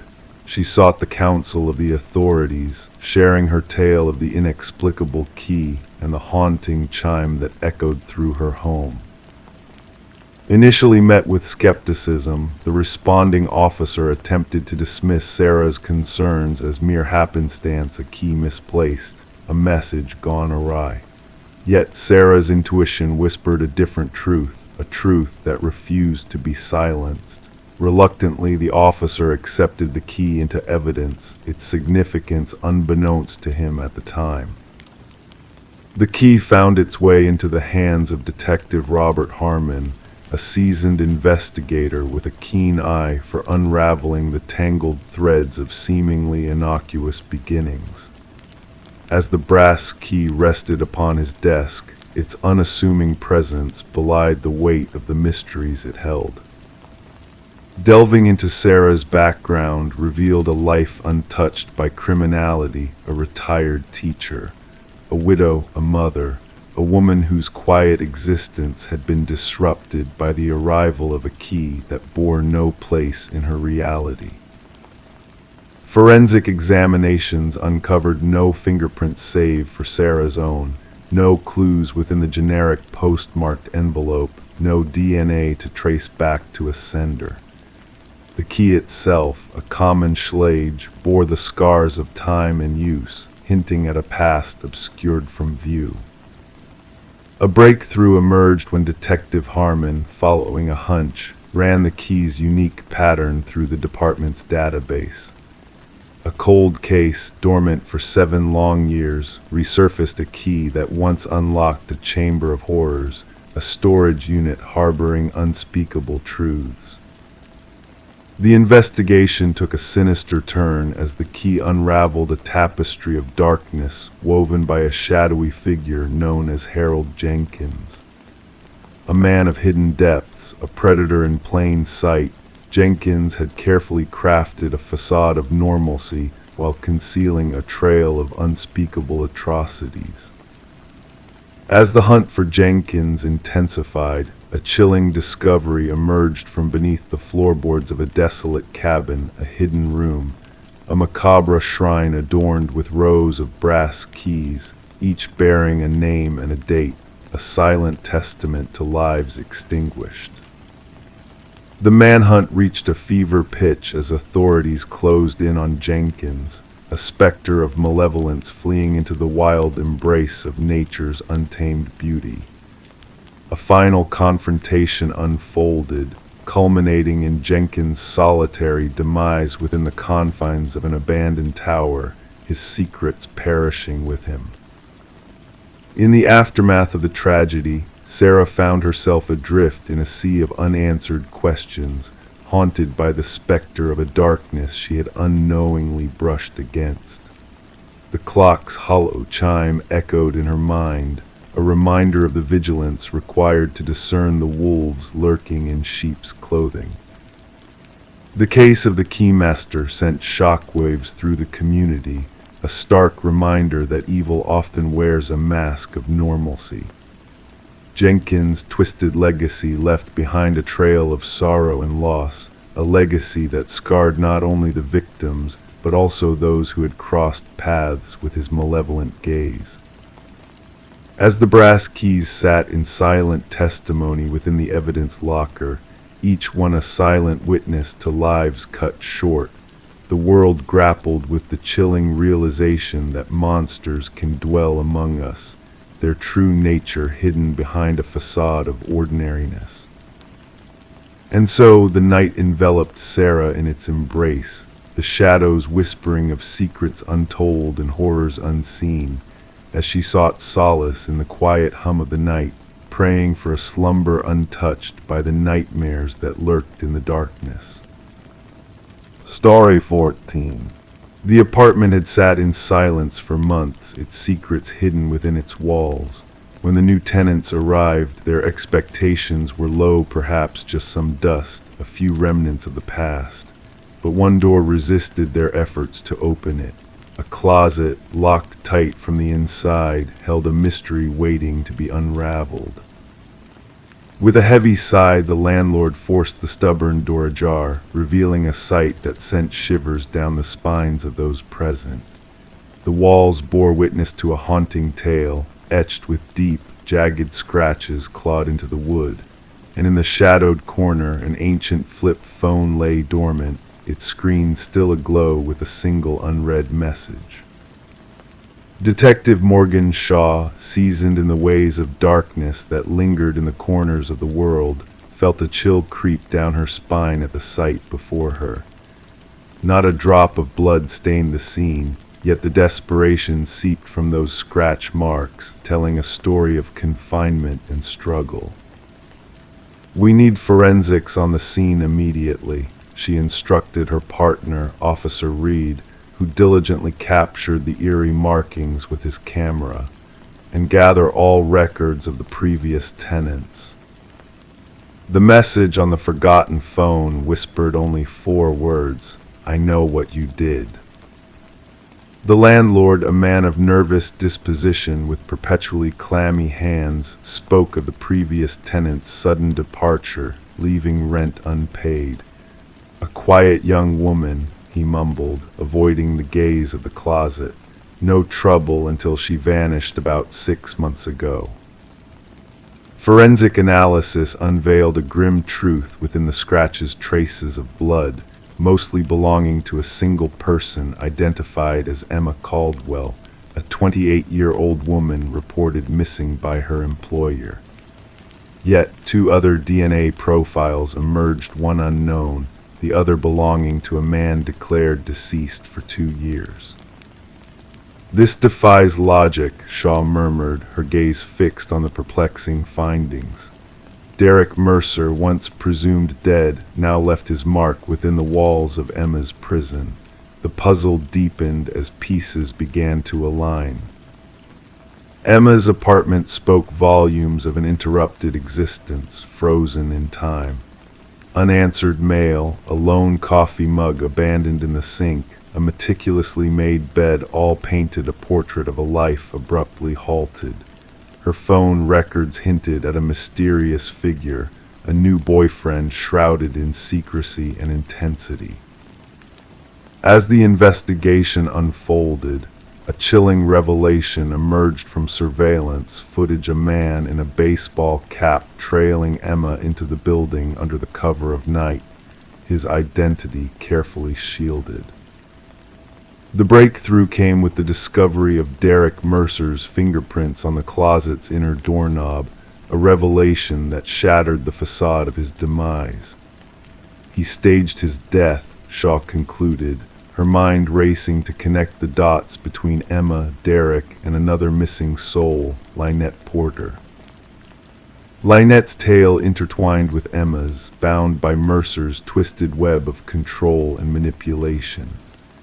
The trail led to a secluded property owned by the Mercer family, where Lynette was found alive, yet a mere shadow of herself, confined in a space reminiscent of Emma's prison. "He made me witness," Lynette's voice echoed faintly, haunted by the horrors she endured. "He said I needed to learn the fate of those who dared to flee." A trove of evidence unfolded, a testament to Mercer's obsession with dominance, his victims mere pawns in his perverse game. Video recordings captured Emma's final moments, a tragic tale of resistance met with ruthless suppression. The hunt for Mercer spanned far and wide, each clue painting a portrait of a man consumed by a desire for suffering. When the authorities finally cornered him, a facade of calm veiled his true nature, his intentions cloaked in a veil of twisted rationale. During the trial, Mercer's elaborate scheme unfurled a carefully orchestrated charade to evade justice, preying on unsuspecting women who mirrored his initial victim.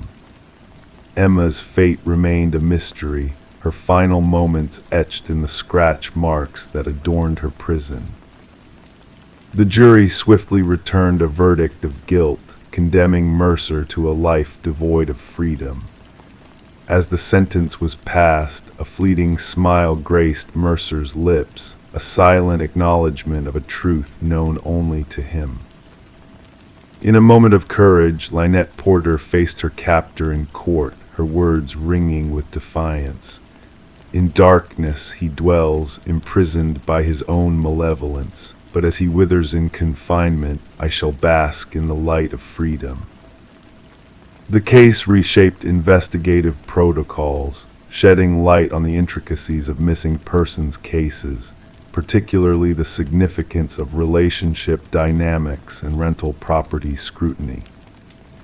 Detective Shaw preserved the closet door from Emma's apartment, a somber reminder of the resilience that lingers in the face of adversity, a testament to the enduring spirit of those who fight to survive. Story 15: The Enigmatic Doll. High up in the attic, tucked away beneath a worn-out blanket, a discovery awaited. It wasn't just any ordinary find, it was a porcelain doll, its fragile form hinting at age and secrets untold. Its blue eyes, meticulously painted, seemed to hold a gaze that pierced through time, unblinking and enigmatic.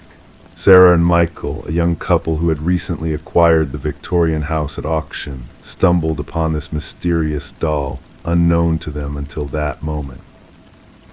At first, they dismissed it as just another forgotten relic of the past, a mere antique with no significance. Little did they know, a ripple of strangeness was about to disrupt their tranquil existence. That night, as they retired to bed, a subtle shift in the air unsettled them. The silence felt heavier, pregnant with unseen whispers.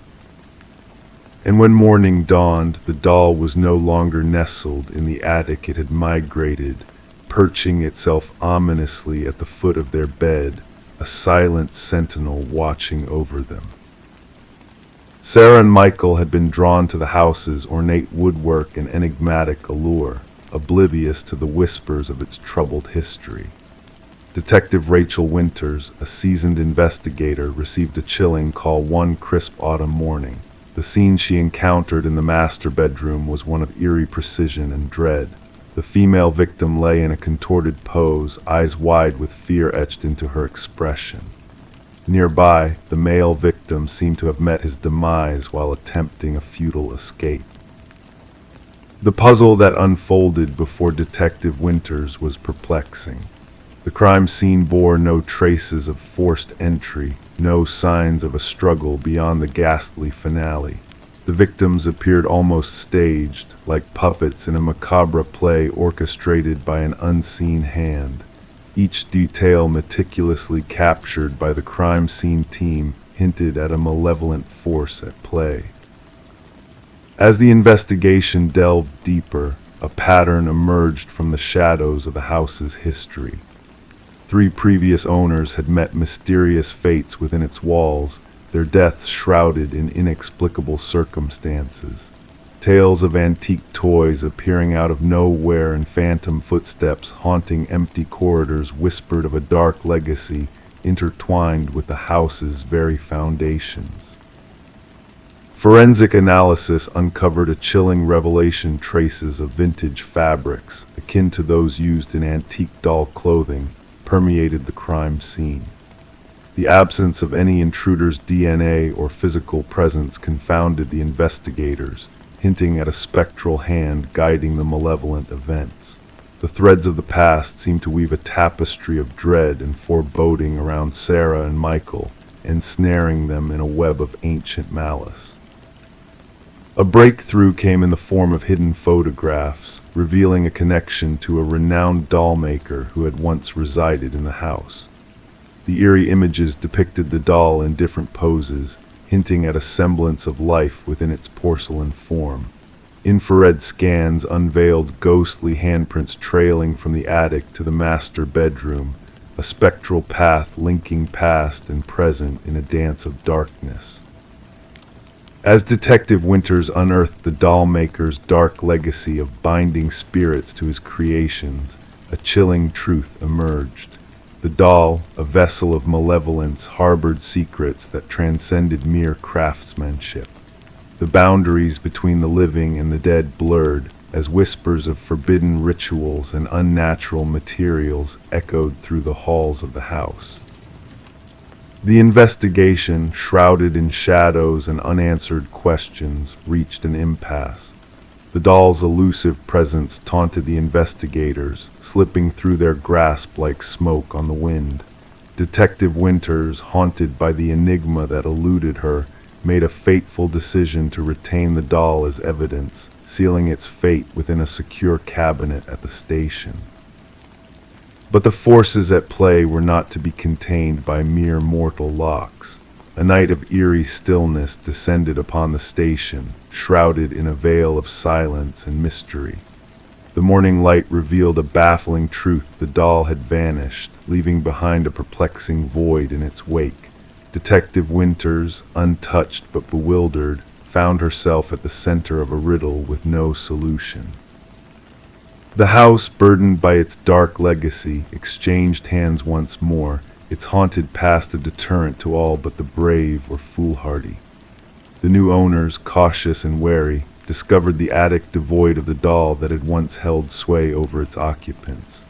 Yet whispers persisted in the night, tales of a spectral presence lingering in the shadows, a reminder of the unresolved mysteries that lay dormant within the house's walls.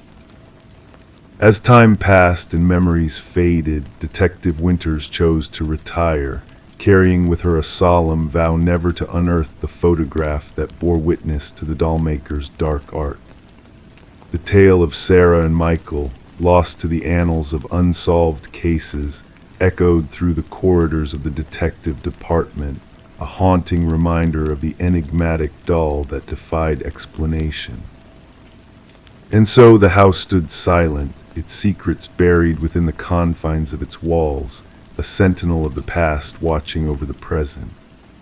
On quiet nights, whispers of a child's laughter and fleeting shadows danced behind the attic window, a spectral echo of a bygone era when the line between the living and the dead blurred into a haunting lullaby of the unknown. Story 16. As she crossed the threshold, dust danced in the stagnant air around her. The abandoned house, frozen in time, revealed its secrets through peeling walls and furniture cloaked in sheets. A peculiar stillness enveloped her exploration, a sensation of treading through a moment suspended in eternity.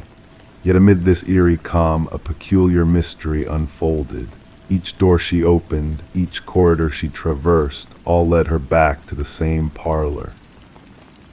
A perplexing loop where escape seemed impossible, for the front door she entered through had vanished without a trace. The enigma of Morgan Pierce's demise cast a shadow over the once-forgotten Victorian dwelling, transforming it from a mere relic of the past into a haunting crime scene. Detective Sarah Lind stood at the threshold, observing the forensic team glide through the dim interiors like specters on a solemn mission. This house, whispered about in local lore for its uncanny magnetism, now harbored secrets far graver than mere urban legends. The initial assessment suggests a time of death approximately 3 days ago, murmured the medical examiner, his words barely audible in the heavy silence. Asphyxiation appears to be the cause. Morgan's lifeless form sat poised in an antique chair in the parlor, her countenance serene, hands folded neatly in her lap as if awaiting an unseen guest. No signs of struggle marred her peaceful repose, no traces of defensive wounds to hint at a struggle. The scene exuded a chilling tranquility that unsettled even the most seasoned investigators.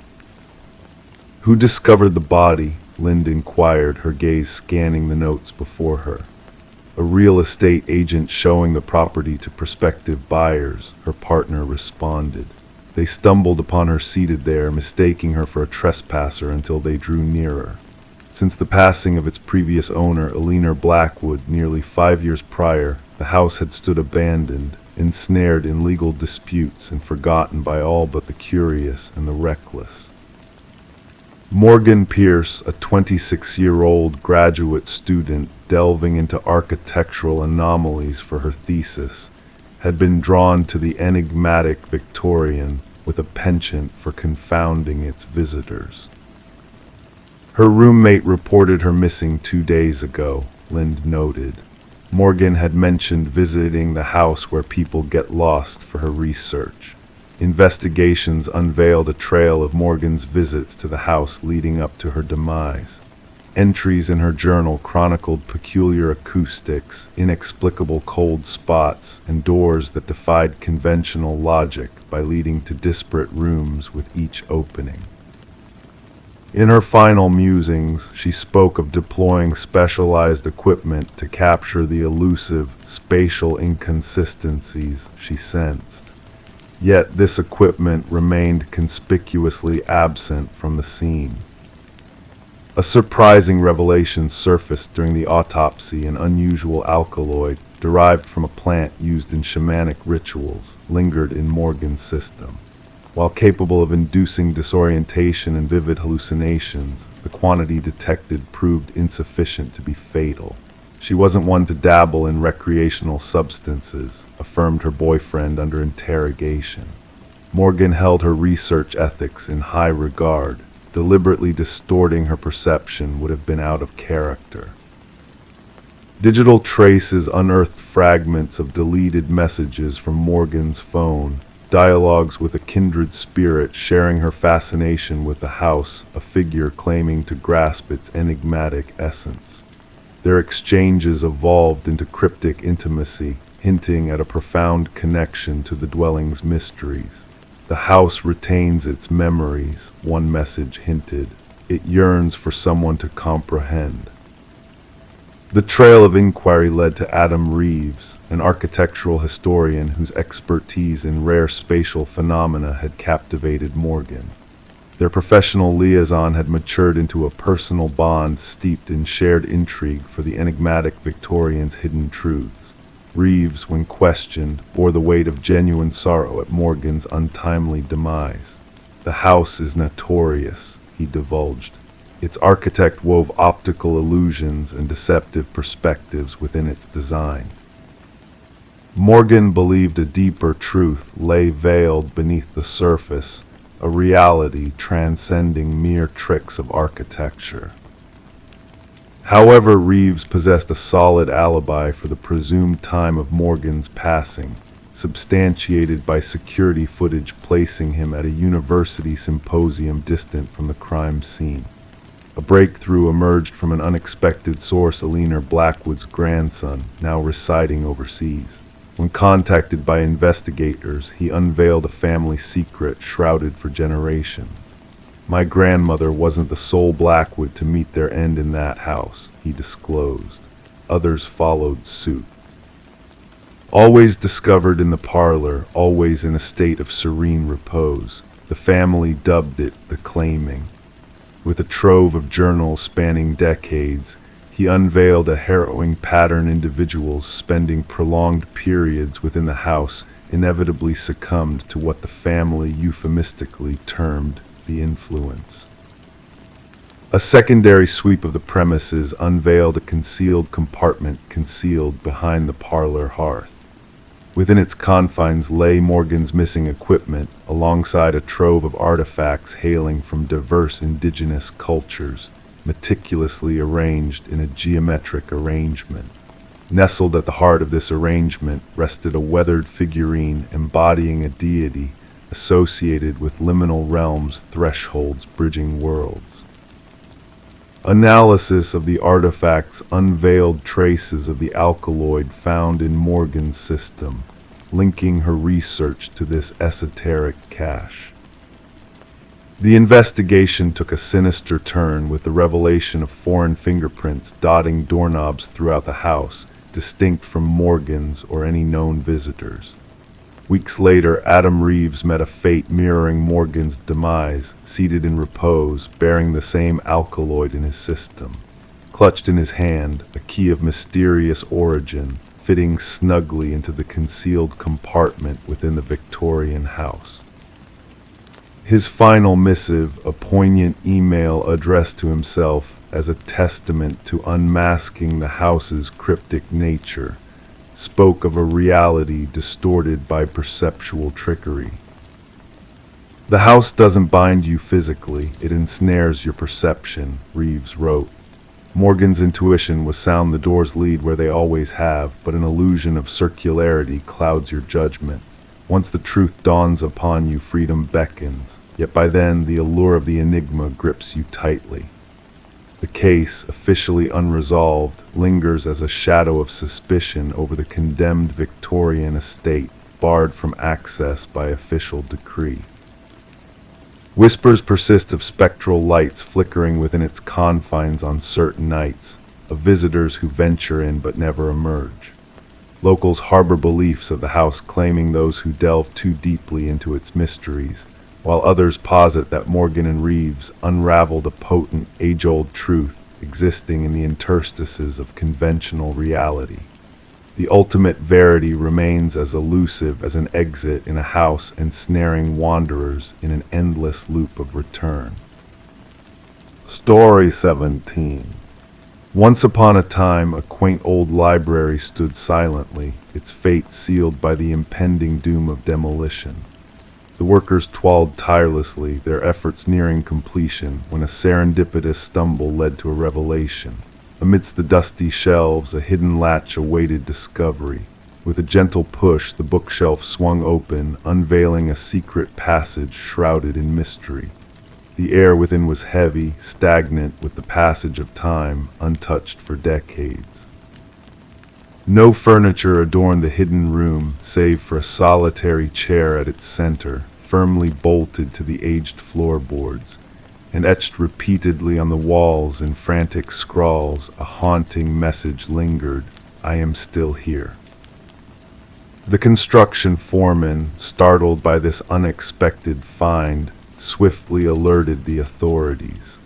What had begun as routine demolition now morphed into a chilling enigma. Enter Detective Morgan Walsh, a seasoned investigator with 2 decades of experience navigating the labyrinth of crime scenes. Yet nothing in his past could prepare him for the eerie scene that unfolded before his eyes. Standing at the threshold of the hidden room, his flashlight pierced the darkness, illuminating the cryptic message that adorned the walls. "Secure the scene," Walsh commanded, his voice resonating through the confined space. "Let no one disturb a single trace until the forensics team arrives."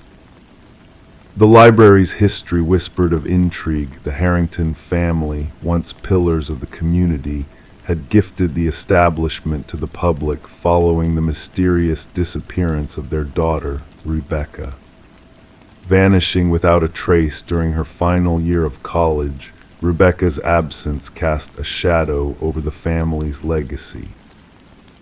As forensic experts meticulously combed through the hidden room, they unearthed telltale signs of a harrowing past.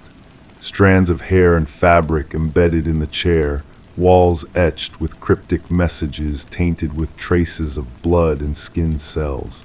A grim narrative began to unravel. The chair was a tool of restraint, the forensic analyst remarked, gesturing towards the weathered leather straps and bolt holes. Someone endured great struggle here. Detective Walsh delved into the Harrington family's archives, a niggling suspicion tugging at his consciousness. The timing of the library's donation post-Rebecca's disappearance seemed more than mere coincidence. Further probing unearthed a disturbing connection. The contractor responsible for the bookshelf's concealment had exclusive ties to Maxwell Harrington, Rebecca's uncle and the head of the family. Financial records hinted at clandestine dealings, payments far exceeding standard renovation costs. Former library staff shared tales of Maxwell's solitary visits to the secluded section of the building, his insistence on preserving its historical integrity. An elderly librarian reminisced about his fervent desire for privacy, a facade that masked darker intentions. When DNA evidence linked the biological material from the hidden room to Rebecca's genetic profile, the shadows of doubt solidified into a grim reality. Rebecca had not fled, but had been held captive behind the walls of her own family's legacy. With a warrant in hand, detectives descended upon the Harrington estate, unearthing a damning journal hidden within Maxwell's study. Its pages chronicled a disturbing obsession, culminating in a chilling declaration of intent. Confronted with irrefutable proof, Maxwell's facade crumbled, revealing a heart blackened by deceit and desperation. "Rebecca threatened to expose me," he confessed, his words devoid of remorse. "I could not allow her to tarnish the family name." The sordid truth spilled forth, Rebecca's fate sealed by Maxwell's twisted machinations. A struggle turned fatal, a life unjustly snuffed out. Beneath the floor of the hidden room, Rebecca's bones lay silent, a grim testament to a family's dark secrets. In a courtroom heavy with grief, Maxwell faced justice at last, his sentence a meager atonement for the irreparable harm he had wrought. Rebecca's mother clutched her daughter's recovered bracelet, a bittersweet token of closure amidst the pain. The library, once slated for destruction, now stood as a monument to lost innocence. Flowers adorned its entrance, a silent tribute to a life cut short by betrayal and greed. And in the quiet whispers of the wind, Rebecca's voice echoed still, a reminder that even in death, the truth will rise to the surface, casting light on shadows long forgotten. Story 18. The arrival of Michael and Sarah Klein at the Victorian-era home was shrouded in an air of mystery. The house stood with quiet grandeur, its history woven into every intricate detail. As the sun dipped below the horizon, casting long shadows over the neighborhood, the couple stepped across the threshold into a world of secrets waiting to be uncovered. Initially, the peeling wallpaper in the master bedroom seemed like a minor inconvenience, a mere blemish on the surface of their new abode. But as they carefully peeled back the layers, a hidden narrative began to unfurl before their eyes. Beneath the faded floral patterns of the 1970s and the striped designs of a bygone era, a name emerged like a whisper from the past. Eleanor Winters was scrawled in ink, repeated endlessly in a frenzy of desperate strokes across the wall. Each letter seemed to pulse with a silent plea for recognition. Intrigued and unsettled, Michael and Sarah delved deeper into the enigma of Eleanor Winters. Their search led them down a rabbit hole of discovery, culminating in a chilling revelation that blurred the lines between past and present. The name Eleanor Winters led them to a missing persons case from decades ago. A young woman with hauntingly familiar features that mirrored those of the elegant woman who had sold them the house, Margaret Cavendish. The more they unearthed, the more entangled they became in a web of deceit and tragedy. The missing woman, Eleanor Winters, had vanished without a trace, leaving behind a void that time had failed to fill. As they pieced together fragments of the past, a haunting realization took root. Margaret Cavendish was not who she seemed. The layers of deception peeled away to reveal a sinister truth lurking beneath the surface. The investigation took on a life of its own, consuming their days and nights as they navigated a labyrinth of false identities and hidden motives. The walls of their home seemed to whisper secrets of long-forgotten crimes, urging them to uncover the truth buried within. Forensic teams descended upon the property, unearthing long-buried secrets that sent shivers down their spines. The truth, when it finally emerged, was more chilling than they could have ever imagined. Eleanor Winters, the missing woman, had been trapped in a twisted game of identity orchestrated by a disturbed mind. Rebecca Eldridge, a psychiatric patient with a fractured psyche, had assumed the persona of Eleanor, weaving a complex tapestry of lies and delusions. The walls themselves bore witness to the inner turmoil of Rebecca, each stroke of the pen a cry for redemption in a world she could no longer distinguish from reality. The name that filled every inch of the wall became a testament to a soul lost in the darkness of its own creation. As the investigation reached its climax, the truth emerged from the shadows, bringing closure to a decades-old mystery. Eleanor's remains were discovered beneath the garden, a poignant reminder of a life cut short by deception and betrayal.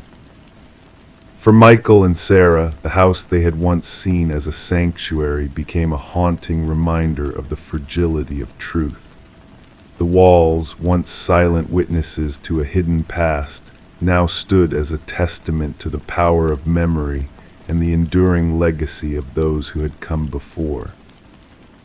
And as the stars twinkled overhead, casting a soft glow over the quiet neighborhood, Michael and Sarah found solace in the knowledge that, despite the darkness that had once clouded their home, the light of truth had finally prevailed. Story 19. She desired to refresh the nursery before the little one's arrival. The walls wore a faded blue hue, holding silent tales within their aged layers. As she carefully applied the first coat of white paint, a hidden secret emerged from beneath letters, initially faint, grew sharper, clearer, a message etched beneath the surface. Don't let it hear you." Her breath hitched. Stepping back, she noticed tiny handprints in the fresh paint, positioned too high for any child to reach. This discovery in the nursery of the Morgan house marked the start of what investigators would later dub the Whispering House case. The young couple had bought the Victorian-style home for a surprisingly low price just months ago. The realtor had only mentioned minor cosmetic issues, neglecting to disclose the property's dark past. Detective Sarah Klein arrived at the door, notebook in hand. A woman, her belly swollen with child, answered, clad in paint-splattered overalls. Deep shadows circled her eyes, evidence of sleepless nights. The detective observed her trembling hands as she recounted finding the message and handprints. "The previous owners vanished suddenly," the woman explained. "Neighbors said they left in the dead of night, packing only essentials into their car." Detective Klein ventured through the historic home, her steps echoing on creaky floorboards. In the nursery, she inspected the unfinished wall, the message and handprints still visible where the painting had halted abruptly. Back at the precinct, Detective Klein delved into records about the property. The house had changed owners 8 times in 30 years, a remarkably high turnover rate. Each family had stayed less than 2 years. More troubling were the child welfare reports linked to 3 of those families. Children spoke of whispers from the walls and eyes watching them as they slept. The detective delved deeper, seeking construction logs and historical documents. The house had once belonged to Alina Blackwood, a wealthy widow who ran a small orphanage on the premises during the early industrial era. Newspaper clippings referenced 5 children who had disappeared from her care. Authorities of the time assumed they had run away, a common fate for orphans then. After Alina's passing, workers renovating the house uncovered a sealed room behind the nursery wall. Inside lay children's belongings, tiny shoes, toys, and clothing, but no bodies. The case went cold, fading into dusty archives. Detective Klein interviewed former residents, piecing together a troubling pattern. Families with children reported odd incidents, toys moving overnight, childish laughter in empty halls, and crayon drawings appearing mysteriously. Most dismissed these as imagination until the writings surfaced. The message varied slightly in each account. Don't let them find you. Don't make a sound. Don't let it hear you. Always the same script, always unveiled during nursery repaints. A forensic linguist compared the writing to samples from Alina Blackwood's journals. More eerie were the handprints, unchanged in size and position over decades, despite different children occupying the home. The investigation took a darker turn when the detective persuaded the current owners to allow ground-penetrating radar in the basement. The technician identified anomalies in the readings, 5 distinct shapes under the concrete floor, child-sized. Breaking through the concrete revealed a grim truth. 5 sets of small remains arranged in a circle. Forensics confirmed the children perished during Alina's tenure. Each child wore a pendant engraved with their name, the 5 orphans who had supposedly fled. Luminol sprayed in the nursery revealed handprints glowing in the darkness, hidden beneath layers of paint. Countless prints at varying heights, as if the children had tried to escape. Alina's journals, recovered from county archives, unveiled her twisted beliefs. She thought orphan children possessed special energy she could exploit to prolong her life. The children had etched warnings into the walls, hoping future occupants would uncover their fate. The case concluded with the proper burial of the 5 victims. Their names were finally recognized as murder victims, not runaways. The house remained vacant, the expectant couple refusing to return even for their belongings. Detective Klein filed her conclusive report, featuring luminol-lit handprints and the message beneath the paint. Though justice was served, an unexplainable presence lingered in the house, an entity reaching out through paint and time. The nursery walls were torn down during cleanup, yet workers claimed to hear children's whispers amidst the debris. None dared to stay after their shifts ended. The house met condemnation, becoming another cold case in an old cabinet proof of closure, but unanswered spiritual queries. The detective kept one photo, a haunting image of 5 glowing handprints, a stark reminder that some crimes leave indelible marks beyond fresh paint. Story 20, the motel stood as a relic of a forgotten era, its faded façade hinting at stories long buried within its walls. Guests passed through its doors briefly, seeking only a night's respite before moving on. The worn clerk handed her the key with a cryptic warning, his eyes betraying a hidden knowledge. "Remember," he whispered, "avoid the last door on the left." Intrigued, she felt a pull towards that very door that night. The corridor was bathed in shadow, the air heavy with a quiet unease. The handle of the forbidden door chilled her fingers. To the eye, it bore no distinction from its companions, but as she listened closely, a soft exhale reached her, sending shivers down her spine. Detective Morgan Reed's arrival at the scene was met with a wave of dread as she crossed the threshold marked by yellow tape, a barrier between the mundane world and the unspeakable.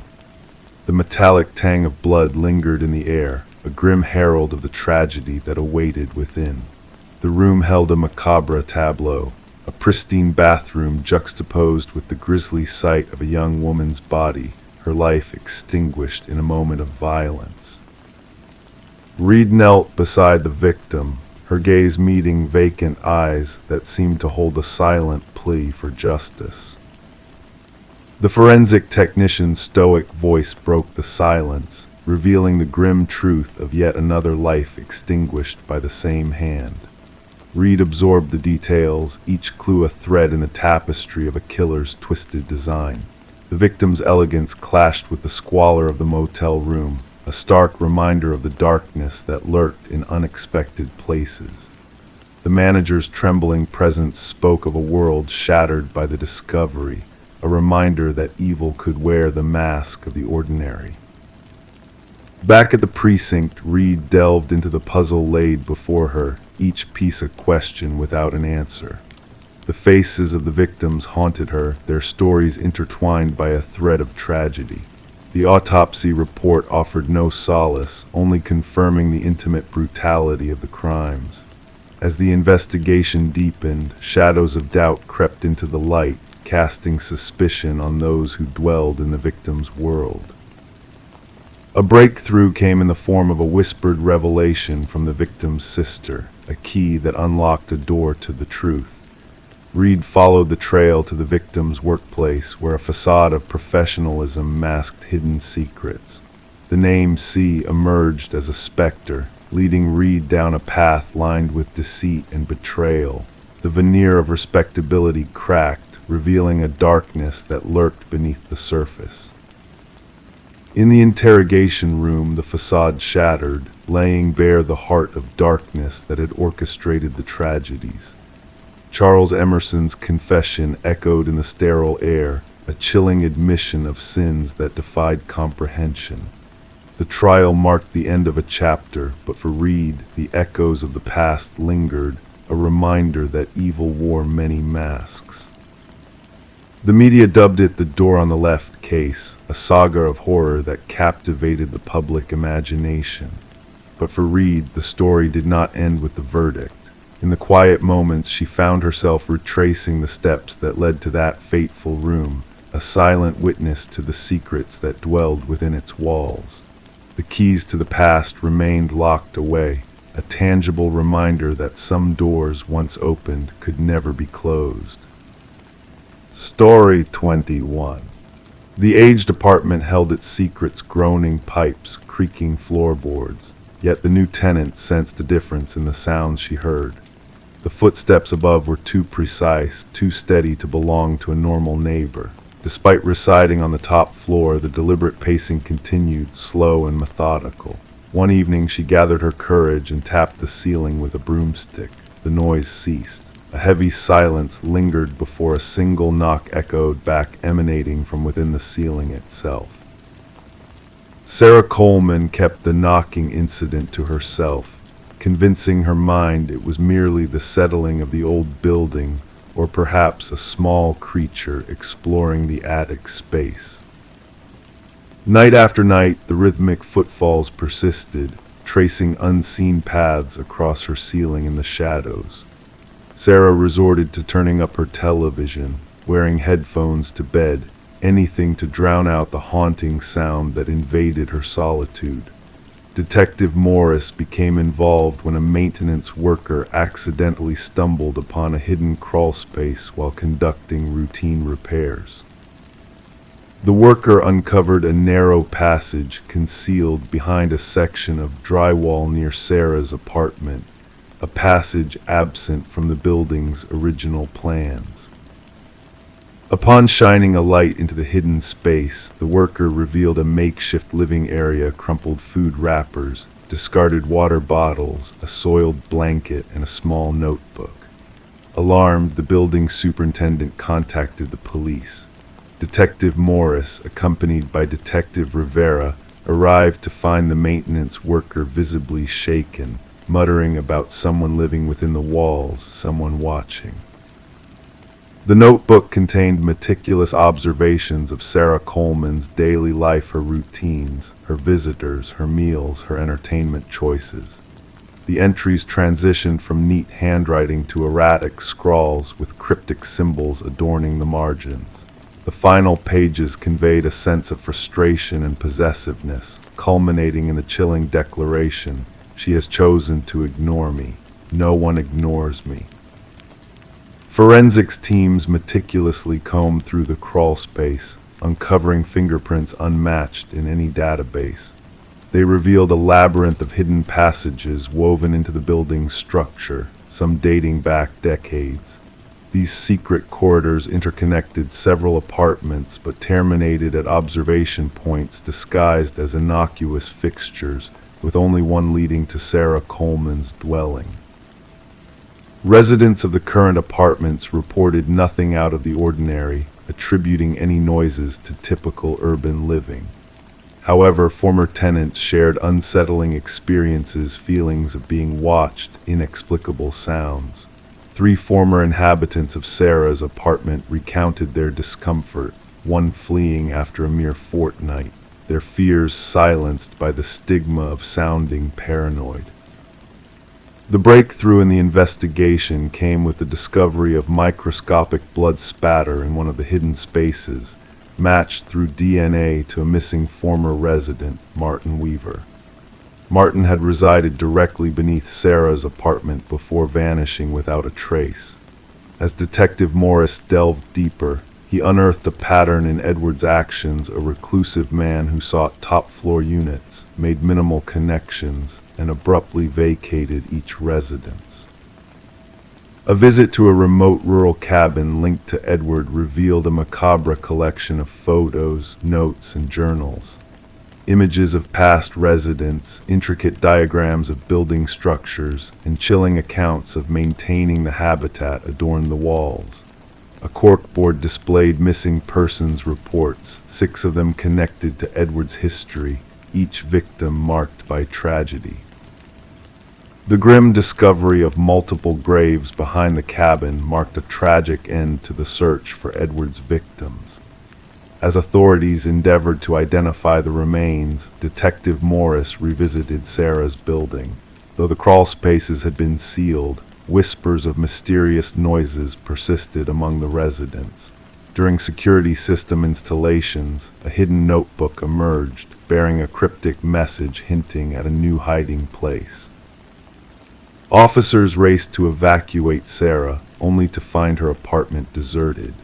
An eerie message scrawled on the bathroom mirror directed their attention upwards. The ceiling panel had been removed, unveiling a chilling void. The manhunt for Edward, now identified as Edward Mercer, a former construction worker with a dark past, intensified. Thermal scans revealed no signs of current occupancy within the walls, leaving Sarah's fate shrouded in uncertainty.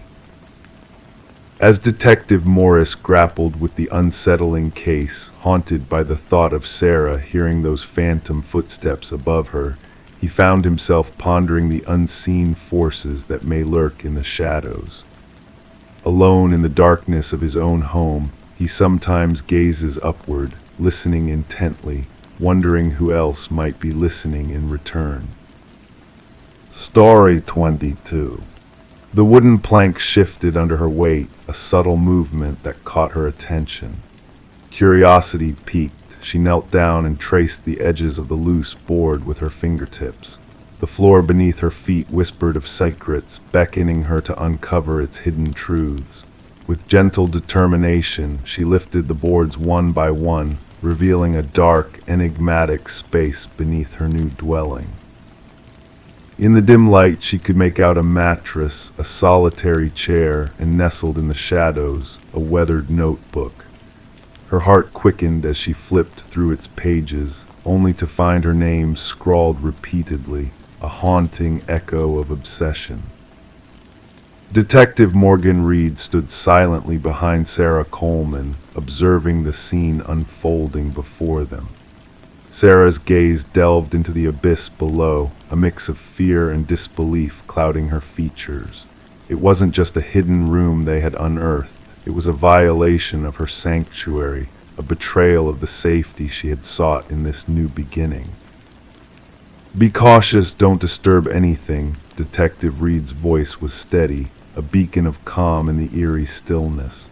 With a click, her flashlight pierced the darkness, casting light on walls adorned with surveillance photographs capturing Sarah's every move, a shrine of fixation meticulously crafted beneath her very feet.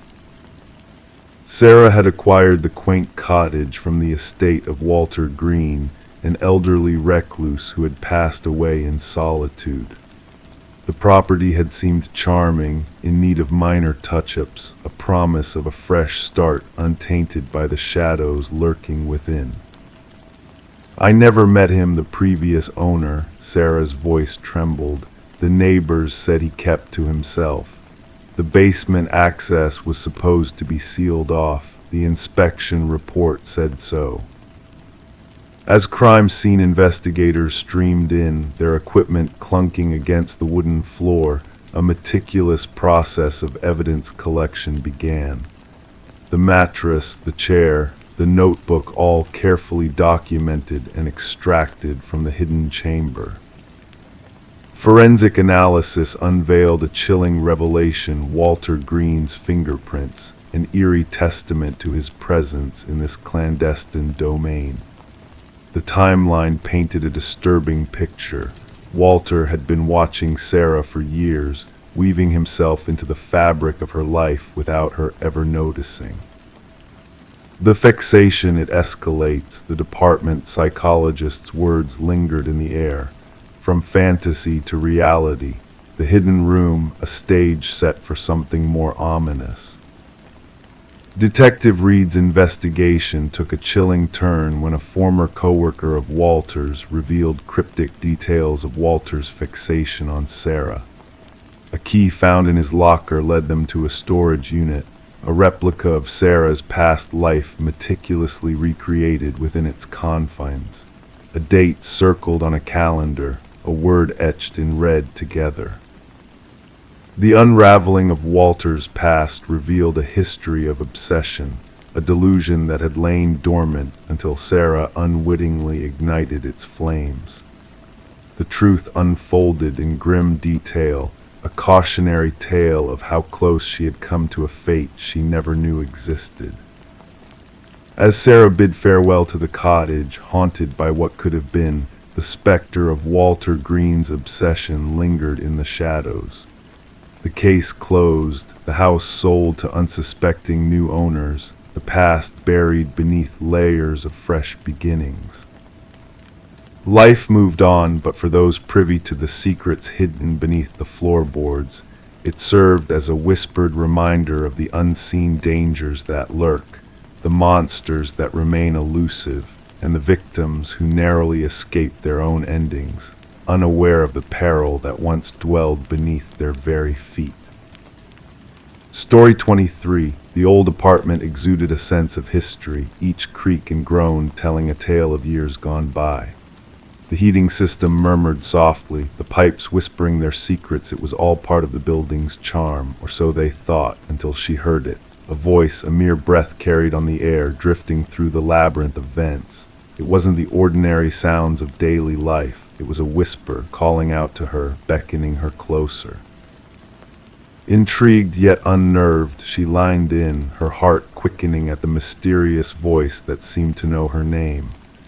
A chill brushed against her cheek, a gentle caress, followed by the words, almost teasingly, "I know you're listening." Detective Morgan Shaw stood in the heart of the empty apartment, her gaze fixed on the rusted vent cover that had been pried open. Around her, the forensics team moved with precision, capturing every detail with their cameras. The missing woman, Alina Reeves, had vanished without a trace until a peculiar odor captured the building manager's attention. What they uncovered within the ventilation system defied all logic. She claimed she heard voices in the vents, Officer Patel remarked, flipping through his notes. But the building dismissed her concerns as mere quirks of an old structure. Kneeling by the vent, Shaw observed the deep scratches along its edges, as if someone had desperately tried to escape from within. The scene painted a picture of fear and desperation, of a struggle against the unseen. Alina, a beloved kindergarten teacher known for her nurturing spirit and thriving houseplants, had left behind a void that her students and family felt deeply. Her sister recounted Alina's growing paranoia in the days leading to her disappearance, her conviction that someone watched her, spoke to her through the very walls of her home. Surveying the apartment anew, Shaw noticed the telltale signs of a presence: the orderly bed, the neglected coffee mug, the chair positioned under the vent as if awaiting a secret conversation. The pieces of the puzzle were slowly coming together, revealing a chilling truth. The forensic analysis painted a grim picture, fibers matching Alina's clothing, an unknown fingerprint on the vent cover, and haunting audio recordings from Alina's phone. Alone in her car, Shaw listened to the recordings, the rain providing a somber backdrop to Alina's frightened voice seeking reassurance in the darkness. The building's dark past unraveled before Shaw's eyes, previous tenants leaving abruptly, whispers of haunting voices, and a building superintendent named Harold Weber, a man with too many secrets concealed behind a facade of normalcy. During the interrogation, Weber's facade cracked ever so slightly, a glimmer of unease betraying his stoic demeanor when questioned about the apartment's troubled history. The hidden panel in Alina's bathroom hinted at a secret world within the walls, a realm of shadows and whispers. As the investigation delved deeper, Weber's meticulously kept records revealed a disturbing obsession, a twisted dance of surveillance and intrusion into the lives of those he watched. His arrest was met with eerie acceptance, a calmness that sent shivers down Shaw's spine as he spoke of the building's voice, of his role as its conduit. The truth emerged with chilling clarity. Alina had been lured into the vents, sedated and disoriented, her fate sealed by the whispers that promised solace and safety within the metallic maze. Families of past tenants came forward, sharing tales of unease, of missing possessions, of loved ones consumed by paranoia. At the trial, Weber's detachment clashed with the horrors he had orchestrated, his claims of symbiosis with the building unraveling in the face of damning evidence. The verdict was swift, condemning him for his crimes, yet his parting words echoed in Shaw's mind, a haunting reminder of the darkness that lingered within the building's walls. Now the once vibrant apartment building stands silent, a ghostly relic of bygone days. Despite efforts to erase the past, new residents speak of whispers in the night, of unseen eyes watching from the shadows. The echoes of the past linger in the groans of the heating system, the whispers in the pipes, a reminder that some mysteries are never truly laid to rest. Story 24, The Attic Surprise. She never fancied venturing up there, but a storm's fury forced her hand. The attic loomed with forgotten treasures, shrouded in webs and dust. Nestled in the shadows sat an ancient dollhouse, intricately crafted, its miniature furniture meticulously arranged. Yet as she peered closer, a wave of unease washed over her. The figures within were not dolls, but tiny hand-carved replicas of her kin, each figure mirroring their real-life counterparts downstairs, each except one. The figure meant to be her stood by the attic's entrance. Rebecca Morgan traced her finger along the dollhouse's roof, feeling the indentation where the wooden figure lingered. A shiver ran down her spine, unrelated to the draft whispering through the rafters. The dollhouse had no place here. This wasn't her childhood abode, but a rental home they had recently moved into. The saga unfurled with Rebecca's frantic call to the authorities. Officers arrived at the suburban dwelling to encounter a distressed family, huddled in fear, refusing to ascend again. Detective Sarah Harmon, the lead investigator, initially brushed off their concerns as a prank or mere imagination run wild in new surroundings. The meticulous detail struck me, Detective Harmon later mused. Each miniature figurine captured a distinct essence of every family member: the father's receding hairline, the son's hoodie, even the mother's small birthmark. The tide turned when forensic teams unearthed fingerprints on the dollhouse that matched none of the family. More unsettling were microscopic cameras embedded in the figure's eyes, all linked to a hidden recording system beneath the dollhouse. A closer look at the Morgan family's movements unveiled a chilling pattern. The positions of the figures mirrored not just that evening, but various days, hinting at a meticulous observer. We realized this was no ordinary stalking case, Detective Harmon elucidated. The perpetrator showcased an obsession rarely seen in criminal psychology. A concealed basement entrance, discovered behind a pantry wall, revealed a makeshift living quarter where someone had dwelled long before the Morgans. Traces of life, food wrappers, water bottles, a sleeping bag suggested the intruder had lurked beneath for weeks. The absence of forced entry puzzled investigators. Property records unveiled the house's vacancy for almost a year before the Morgans' arrival, previously owned by an elderly couple who had passed away. Digital forensics provided a breakthrough. The surveillance system's data led investigators to a nearby apartment. Inside, walls adorned with photos of the Morgan family and past occupants, coupled with journals detailing their routines with eerie precision. A workshop brimmed with half-done dollhouses, each representing a different local home. The apartment belonged to Martin Wells, son of the former owners, drowning in debt post-parents' demise. The dollhouse was his command center, the assigned psychologist explained. Each figure symbolized someone he watched, with Rebecca's figure by the attic door signifying her discovery of his surveillance. Wells, during interrogation, remained disturbingly serene, citing a need to oversee his childhood abode's respect. A psychological evaluation unveiled a possessive delusion. Wells couldn't cope with losing his home and resorted to controlling it through the dollhouse. The Morgans never set foot in the house again, haunted by the realization that they were mere pawns in Wells' twisted game.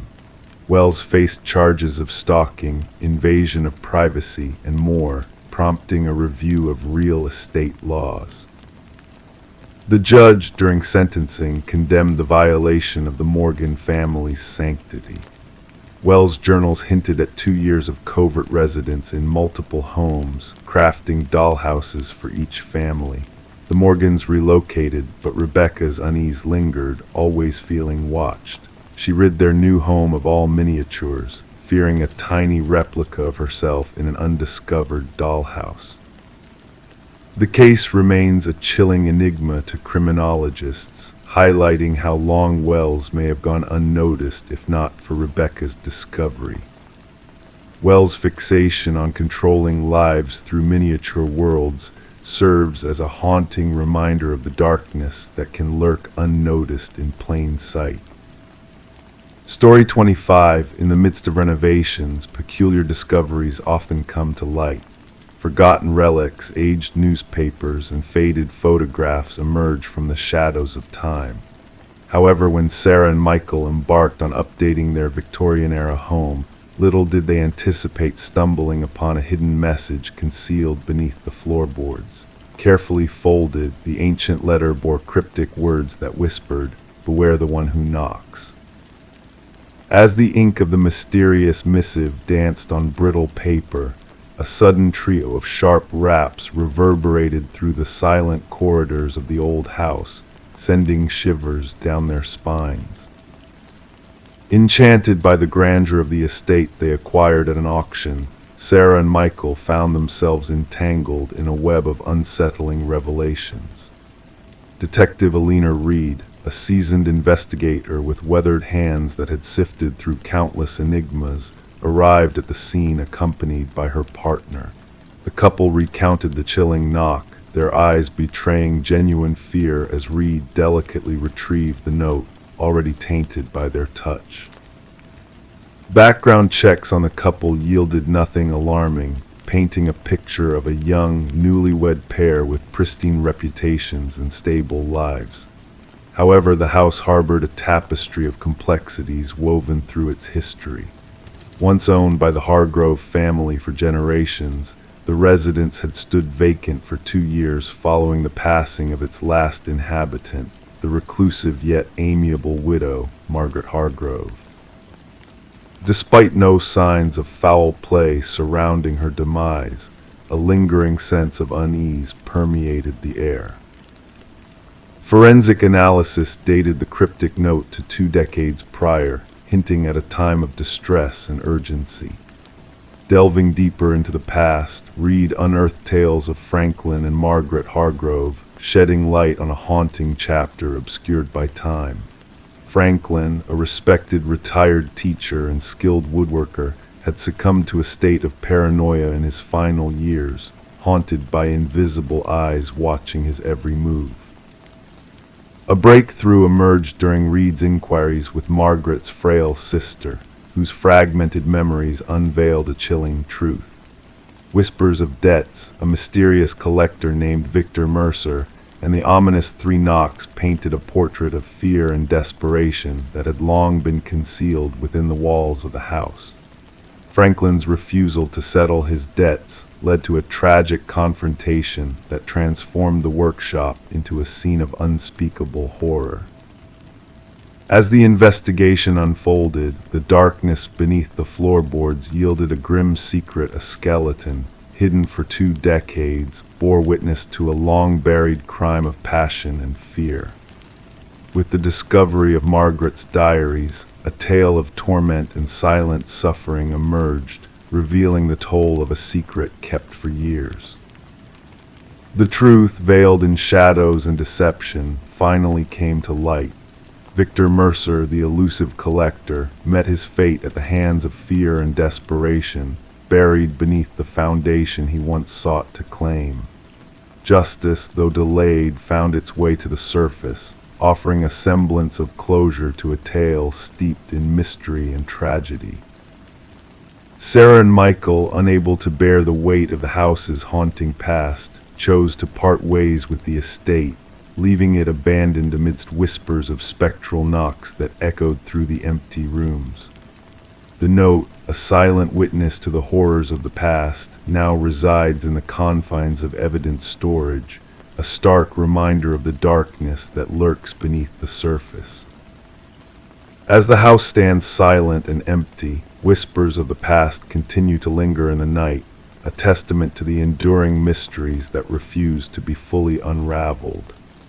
Detective Reed, in her final report, mused on the enigmatic nature of human secrets, acknowledging that some truths remain shrouded in the mist of time, forever eluding the grasp of even the most seasoned investigators.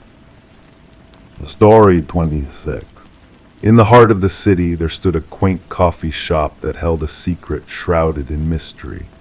For years, a man had made this place his sanctuary, a ritual of solitude and routine. Each day, he would arrive, order his black coffee, and retreat to his usual corner table, hidden behind a lush plant. The barista recognized his face, but his name remained a whisper lost in the steam of brewing espresso. Then one day, the man vanished without a trace. His absence sent ripples of unease through the community. When the police investigated, they found a wallet abandoned on the table where he always sat. Inside, a driver's license bore a face familiar to the barista and the officers, yet the fields for name and address lay blank, like a void where identity should dwell. Detective Sarah Mercer delved into the enigma, her fingers tracing the cold metal of the table where the man had last been seen. Surveillance footage revealed his mundane entrance, his customary order, and his quiet presence at the table. But when he rose to visit the restroom, he crossed a threshold into the unknown. He never returned. No exit bore his silhouette. It was as though he had slipped beyond the veil of reality itself. As Mercer pored over the enigmatic case, she discovered a peculiar anomaly in the footage, a flicker in time as the man entered the shop, a subtle distortion that hinted at something beyond comprehension. Intrigued, she revisited the coffee shop, drawn to the antique mirror that hung between the entrance and the hallway. Its ornate frame whispered of arcane secrets, symbols reminiscent of those found in the man's cryptic notebook. Questions led Mercer to unravel a web of intrigue woven through the mirror's reflection. Behind its glass facade, a hidden chamber concealed a trove of identical wallets, each a vessel of anonymity. A journal chronicling decades of experimentation in temporal manipulation lay open, its pages a testament to the man's pursuit of the unknown. References to temporal displacement and identity transference danced across the journal, hinting at a reality beyond the mundane. The mirror, it seemed, was more than an object of vanity. It was a gateway between worlds, a nexus where possibilities converged. As Mercer delved deeper, the fabric of reality began to fray around the coffee shop. Witnesses spoke of reflections moving of their own accord, of phantom figures haunting the familiar space. The man, known only as John Doe, seemed to linger in the periphery of perception, a ghostly presence defying explanation. A chance encounter with an elderly physicist shed light on the enigma. Margaret Keller revealed the man's true identity, Daniel Weston, a brilliant mind lost to a realm of mirrors and parallel realities. Weston's experiments had transcended the boundaries of science, delving into realms where the laws of physics bent like light through a prism. With newfound understanding, Mercer pieced together the fragments of Weston's existence. The coffee shop, it turned out, stood upon the ashes of a research facility where Weston had delved into the mysteries of quantum mirrors. His disappearance, long presumed a tragedy, now bore the weight of revelation. In the final throes of the investigation, Mercer witnessed a revelation that shattered her perception of reality. In the mirror's reflection, she saw Weston watching himself, a duality of existence laid bare. Two versions of the same man existing in tandem, on the brink of a revelation beyond mortal comprehension. And then the mirror shattered, leaving shards of glass and a haunting note in Weston's script. The experiment is complete. The window is closed. Do not attempt to follow. With those words, the man who straddled realities vanished into the mists of uncertainty, leaving behind a legacy of enigma and wonder. The case of the man who slipped through the cracks of existence remains a tale untold, a mystery unsolved. The coffee shop, once a haven of intrigue, closed its doors, the building a relic of a bygone era. Daniel Weston's fate lingers in the whispers of the wind, his notebooks lost to the annals of time. And Detective Mercer, she retreated from the world of shadows and reflections, her gaze fixed on a horizon beyond mortal ken. In the silence of her solitude, she penned her own enigma, words flowing like rivers of ink onto pages that mirrored Weston's own. A fragment of an antique mirror adorned her wall, its surface a portal to unknown realms, where the echoes of a man who danced between worlds still lingered. Story 27, The Enigma of Rebecca Thorne. She wiped away the mist clinging to the mirror, her reflection staring back at her. A familiar face, the usual attire, yet a sense of unease crept over her. There was a flicker in the corner of her eye, a movement not of her own making. As she turned away, her reflection remained motionless, observing in silence. The enigma of Rebecca Thorne began in the confines of her bathroom, a moment that set the wheels of mystery in motion, perplexing investigators and casting a long shadow over the quiet community. Rebecca dwelled in solitude within a modest apartment nestled in a serene suburban enclave. Known for her methodical nature and reserved demeanor, she maintained a cordial rapport with neighbors while keeping largely to herself.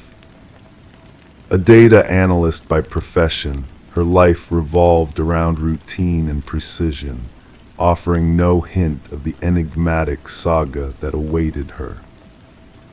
The first signs were subtle, easily dismissed. Objects within her abode subtly shifted, a coffee mug relocated, books rearranged, her toothbrush out of place. Initially brushing off these anomalies as mere lapses of memory induced by the strain of her work, Rebecca continued her daily rituals under the cold glare of fluorescent lights, eyes locked on endless spreadsheets. Detective Marion Shaw's involvement was triggered by Rebecca's persistent disturbances, culminating in a sense of disquiet that finally propelled her to seek official intervention. At first glance, the report seemed to lean towards mental health concerns rather than criminal activities. Nothing concrete, Shaw would later recount. No signs of forced entry, no missing items. Just a woman plagued by an unshakable sense of wrongness within her own home. The pivotal moment arrived with the mirror incident.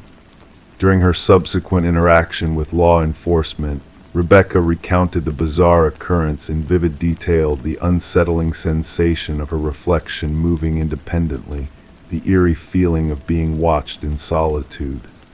This time, she presented evidence in the form of security footage from a camera she had discreetly installed, focused on her front entrance. The footage held a revelation that sent shivers down the spines of even the most seasoned officers. It depicted Rebecca leaving for work in the morning, only to capture a figure strikingly similar to her using a key to enter the apartment mere minutes later. Forensic scrutiny confirmed the authenticity of the footage, revealing a meticulous mimicry of Rebecca's movements, attire, even down to her distinctive leather bag. However, the time-stamped records from her workplace security system irrefutably placed Rebecca at her office across town at the same time. "We are facing a doppelganger scenario," Detective Shaw informed her superiors. "Someone who has meticulously studied Miss Thorne, mastering her mannerisms with uncanny precision." The investigation surged forward, unveiling fingerprints exclusively belonging to Rebecca, devoid of any foreign genetic traces. Neighbors testified to witnessing nothing out of the ordinary, merely observing Rebecca's routine comings and goings. One neighbor, Mrs. Keller, recounted a peculiar encounter where she greeted Rebecca upon her return home, receiving no response, an anomaly that raised mild concern but failed to trigger alarm. As the disturbances escalated, Rebecca meticulously documented each alteration within her living space. unexplained disappearances of food, unauthorized searches on her computer, and unsettling selfies on her phone, bearing an uncanny resemblance yet devoid of any recollection on her part. "I feel as though I'm losing my mind," she confided to Detective Shaw during their third interaction. "Or perhaps someone is orchestrating this delusion to torment me." Breakthrough arrived with the revelation of a pattern embedded within the security footage. The doppelganger only infiltrated Rebecca's sanctuary during her absence for specific preordained engagements, therapy sessions, yoga classes, Sunday morning grocery runs, pre-planned activities with predictable durations. "Your routine has been meticulously studied," Shaw elucidated. "This isn't happenstance. It's a targeted campaign of surveillance and infiltration."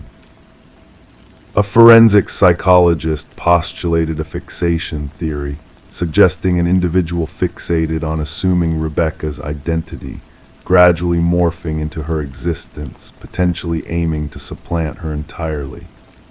Such cases, though rare, found validation within psychological annals, portraying a fractured psyche fixated on a victim embodying coveted traits: stability, allure, accomplishment, normalcy.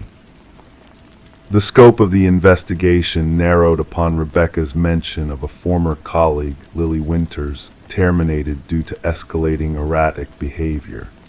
Lily had shared close professional ties with Rebecca, frequently drawing parallels between their personas.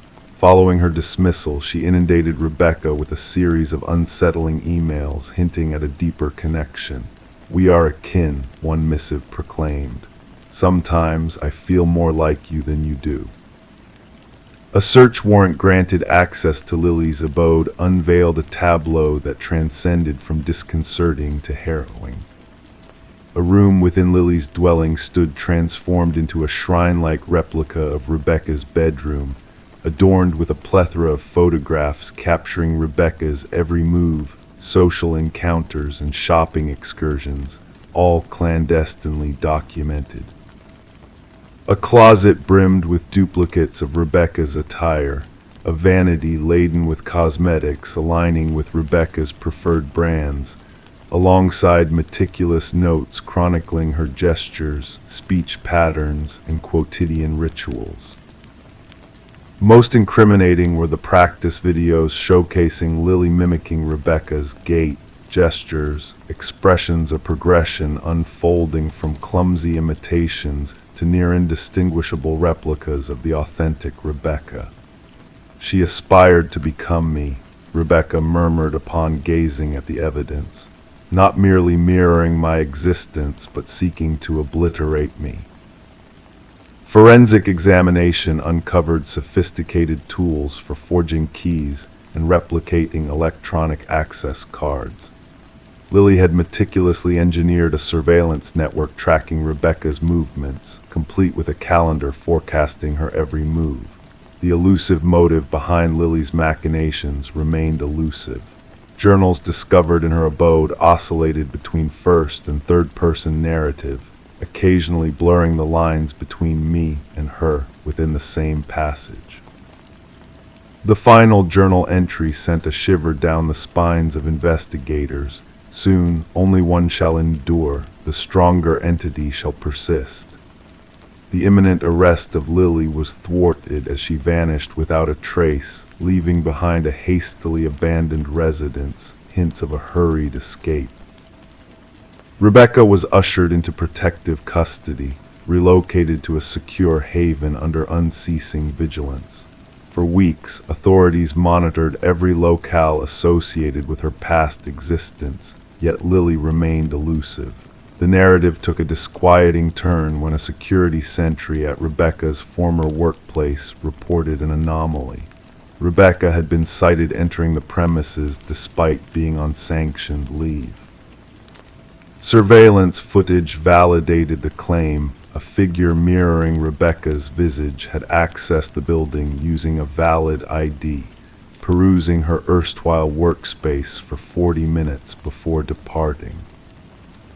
Meanwhile, the chilling realization dawned upon the investigative team.